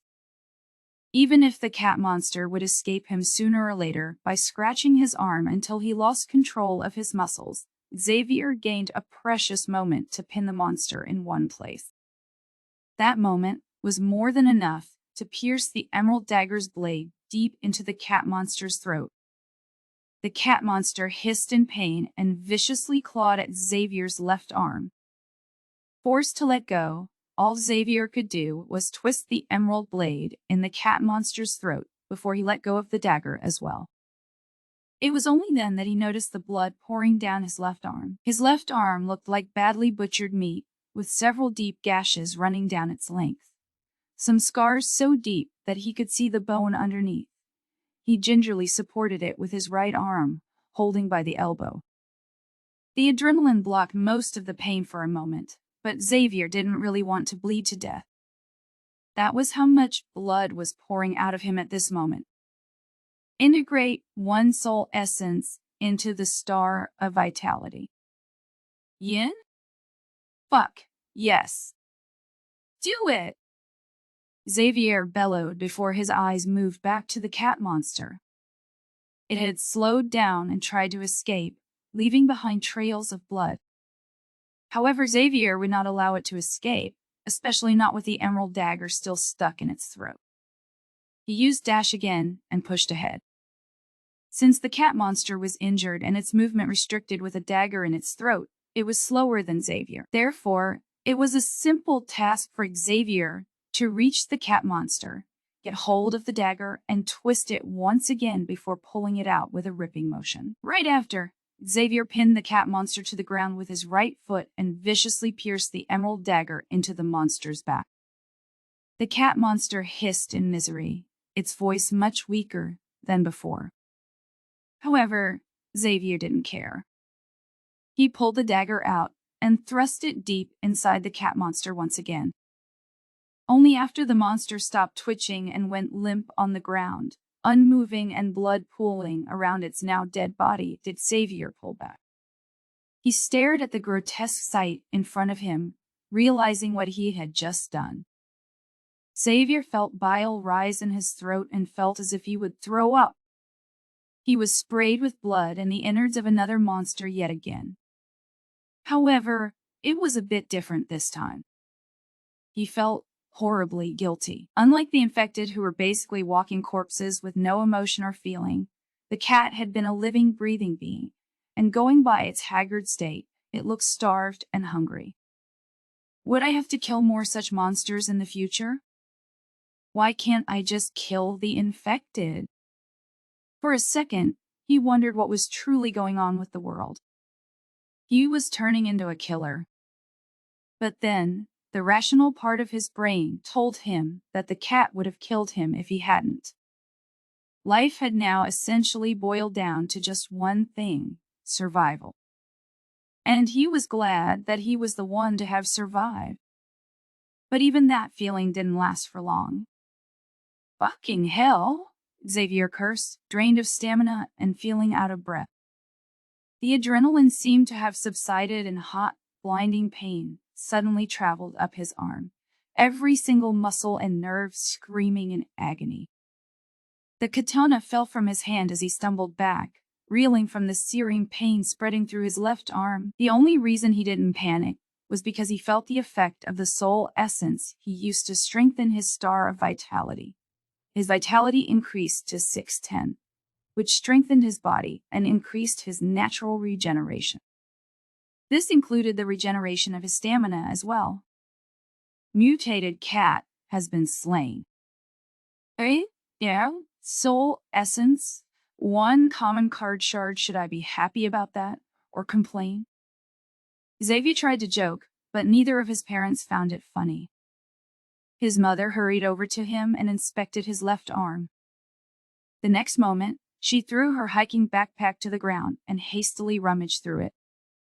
Sylvia retrieved a simple medical kit that could be found in every car and pulled out a few bandages. Will these bandages really be enough?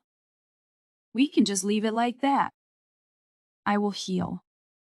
Xavier thought, but he didn't dare to speak his thoughts aloud. His mother was too angry for him to disobey her in such a situation, because his mother would always turn into the daughter of the wrath demon when she was too worried. Xavier accepted her treatment quietly. Then he used the remaining 3 soul essences obtained from killing the mutated cat to strengthen himself. Integrate 1 soul essence into the star of energy. Inhuman?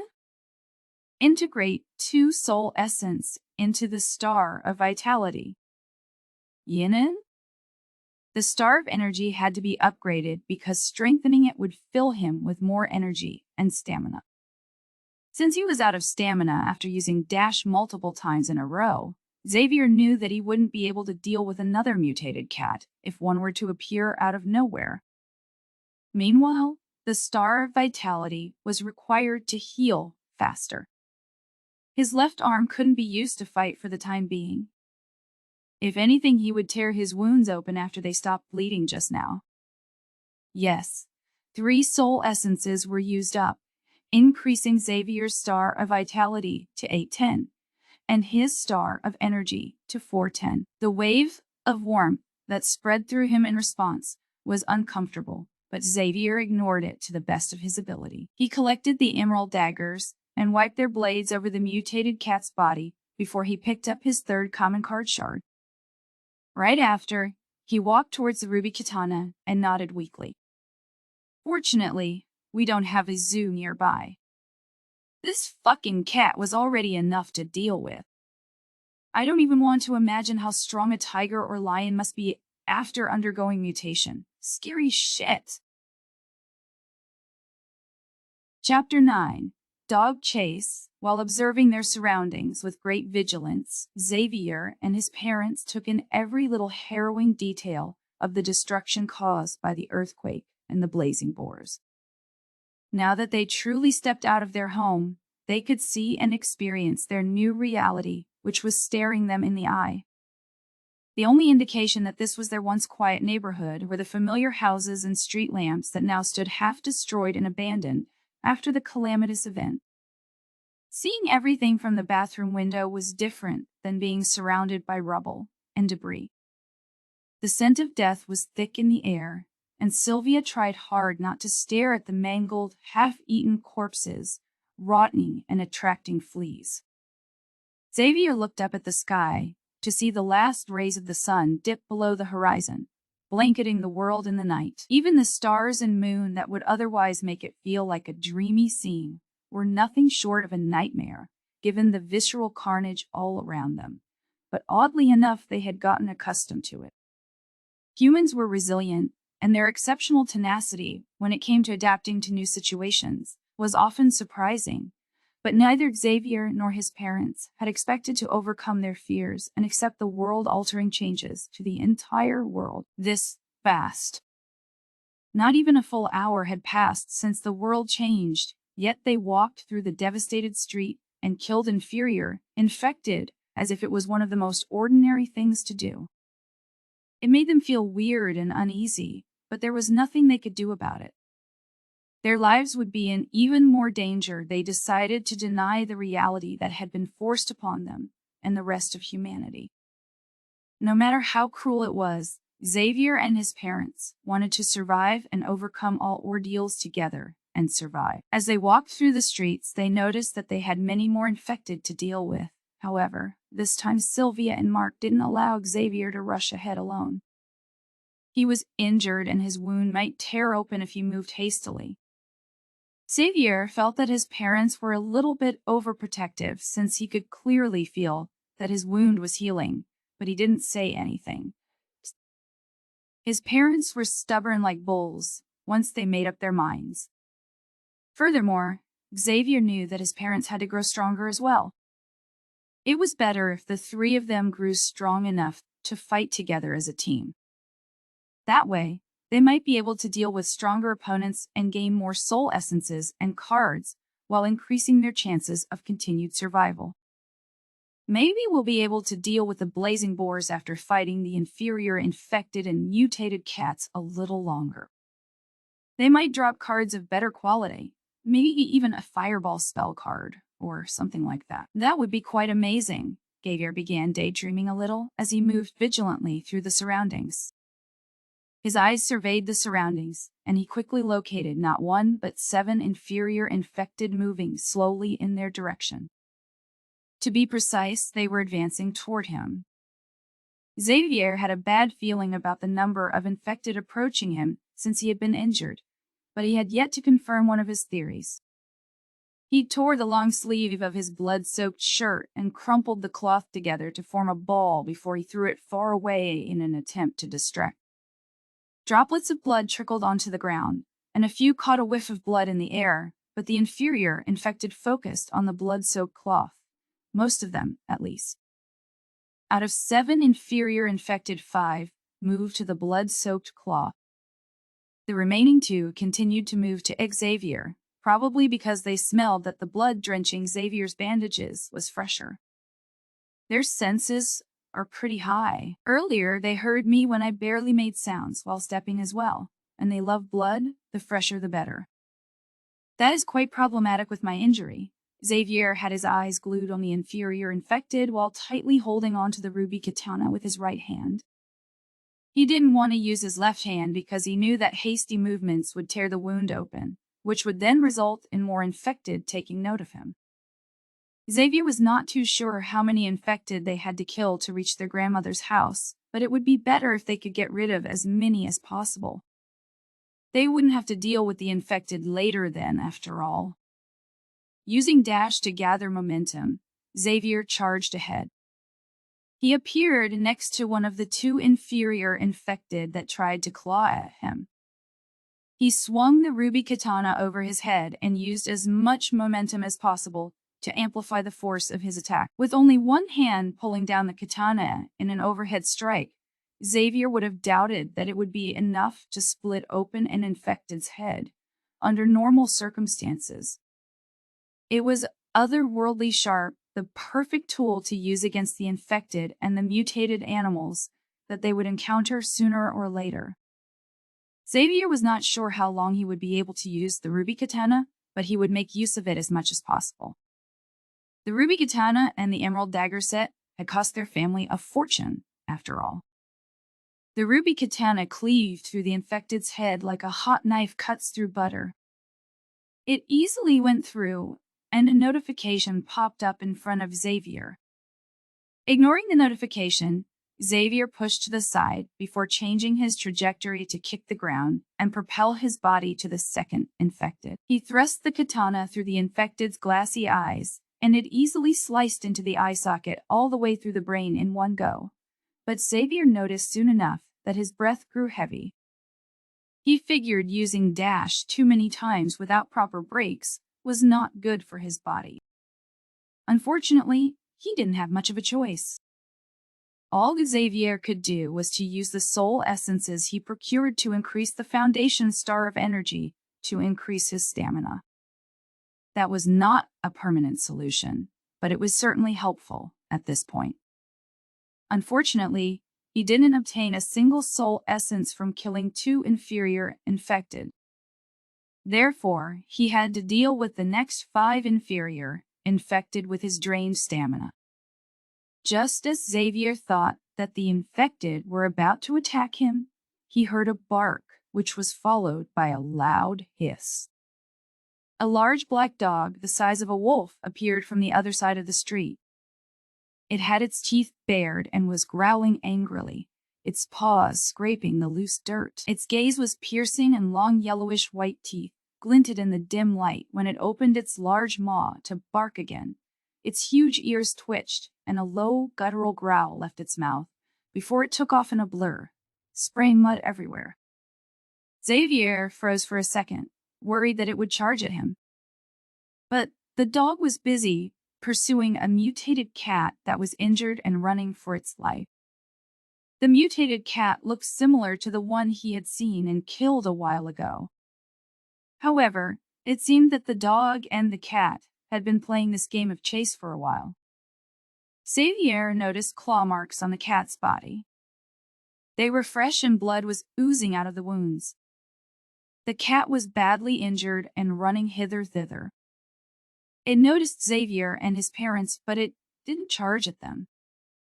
Instead, it ran into the group of inferior infected, hoping that the black dog would lose it in the crowd of infected. The mutated cat mustn't have expected the inferior infected to react to the smell of its fresh blood.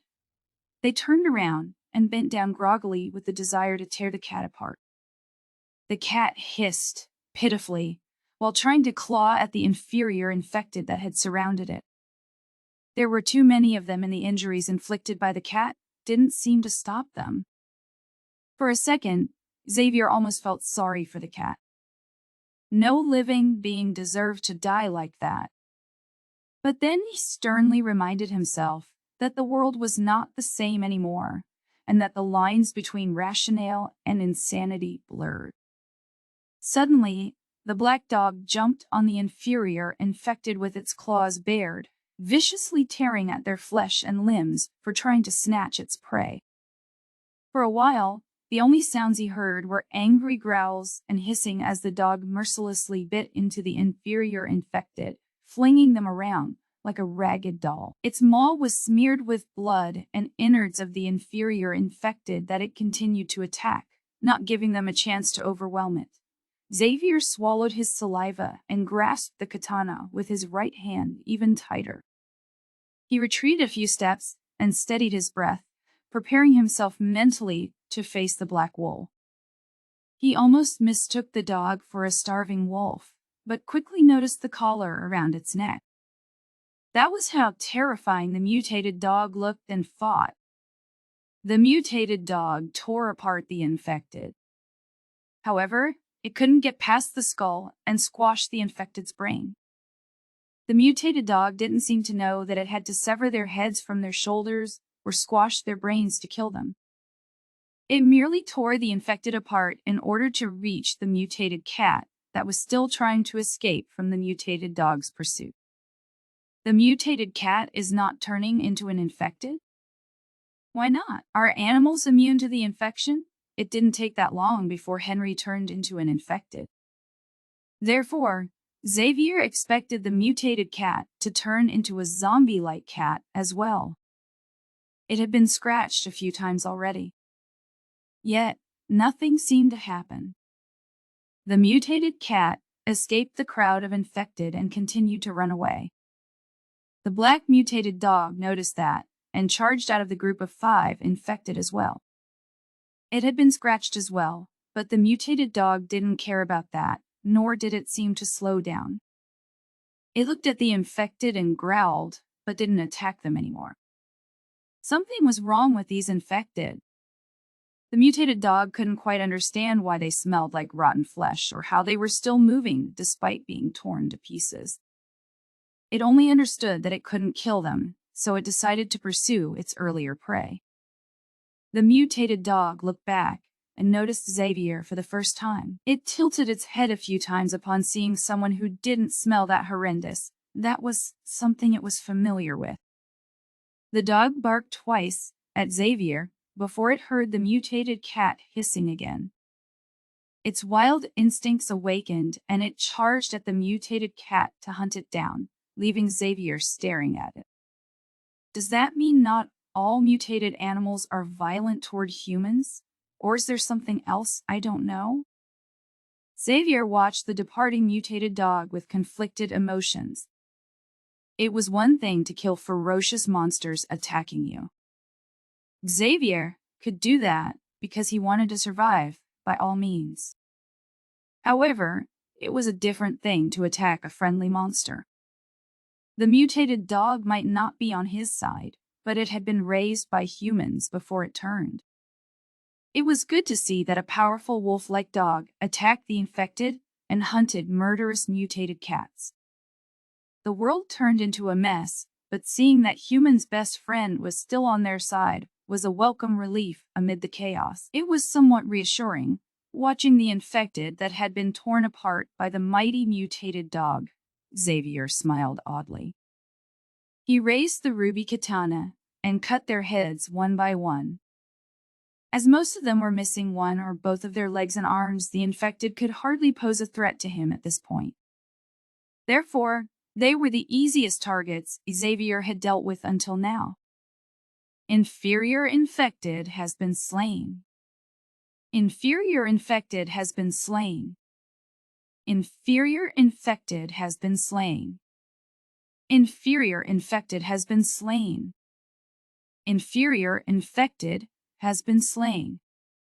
Inferior infected has been slain. Inferior infected has been slain.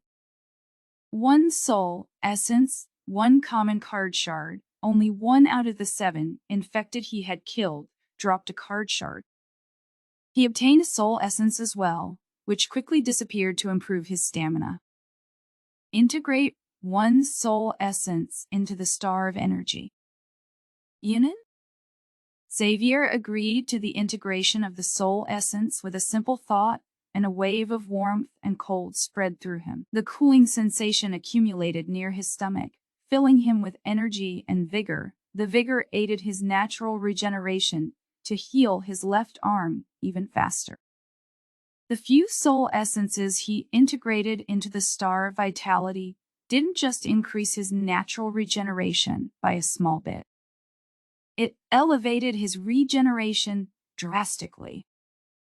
On the other hand, the cooling energy obtained from the star of energy continued to supplement him with vigor to heal him faster. It was almost as if the energy near his stomach was consumed to heal him fast. That was a little eerie because Xavier could feel the energy moving within him, as if it was alive, but he quashed the ominous thoughts that tried to pester his mind since his wounds healed faster. He could take care of one step at a time. Was that a wolf just now? Sylvia asked when she had dealt with the last infected. She was drained, but still hurried over to make sure that her son was fine. Xavier gave her a weak smile and explained the situation a little. His parents had seen the dog and cat as well, so there was not too much to explain. So animals are unlikely to turn into infected? That is oddly reassuring. I don't want to fight a mutated infected cat that cannot feel pain, Mark said, shuddering at the thought of encountering one of those mutated infected cats. He was fine dealing with the infected. By the way, I collected 2 common card shards, he added, while Sylvia retrieved a bunch of 2 common card shards as well. Me too. They handed their shards to Xavier without a second thought, leaving him a little bit baffled. Well, it looks like we need 2 more common card shards to create a complete common card. That's nice. Dad can get a common card then, Xavier remarked before he pocketed the card shards. His dad had been a bit unlucky than Xavier and Sylvia. He had yet to receive a card drop from the infected. But that was fine. They could kill more infected and harvest common card shards until they had enough to combine them. No sooner had those words left his mouth, more infected, and a pair of feral cats pursuing the infected approached them. The mutated cats attacked the infected now and then, but the infected ignored the cats. Their claws and bites weren't enough to sever the infected's heads. Here they are. The last targets required to create a common card for Dad, Xavier said, sighing heavily. He would rather reach his grandmother's house than fight endlessly. The distance of barely a few meters to his grandmother's house seemed like a never-ending marathon of fighting creatures that wanted to kill them. He hoped that they would get some respite, just a few moments of silence and peace. Unfortunately, the world didn't want him to rest. Not yet, at least.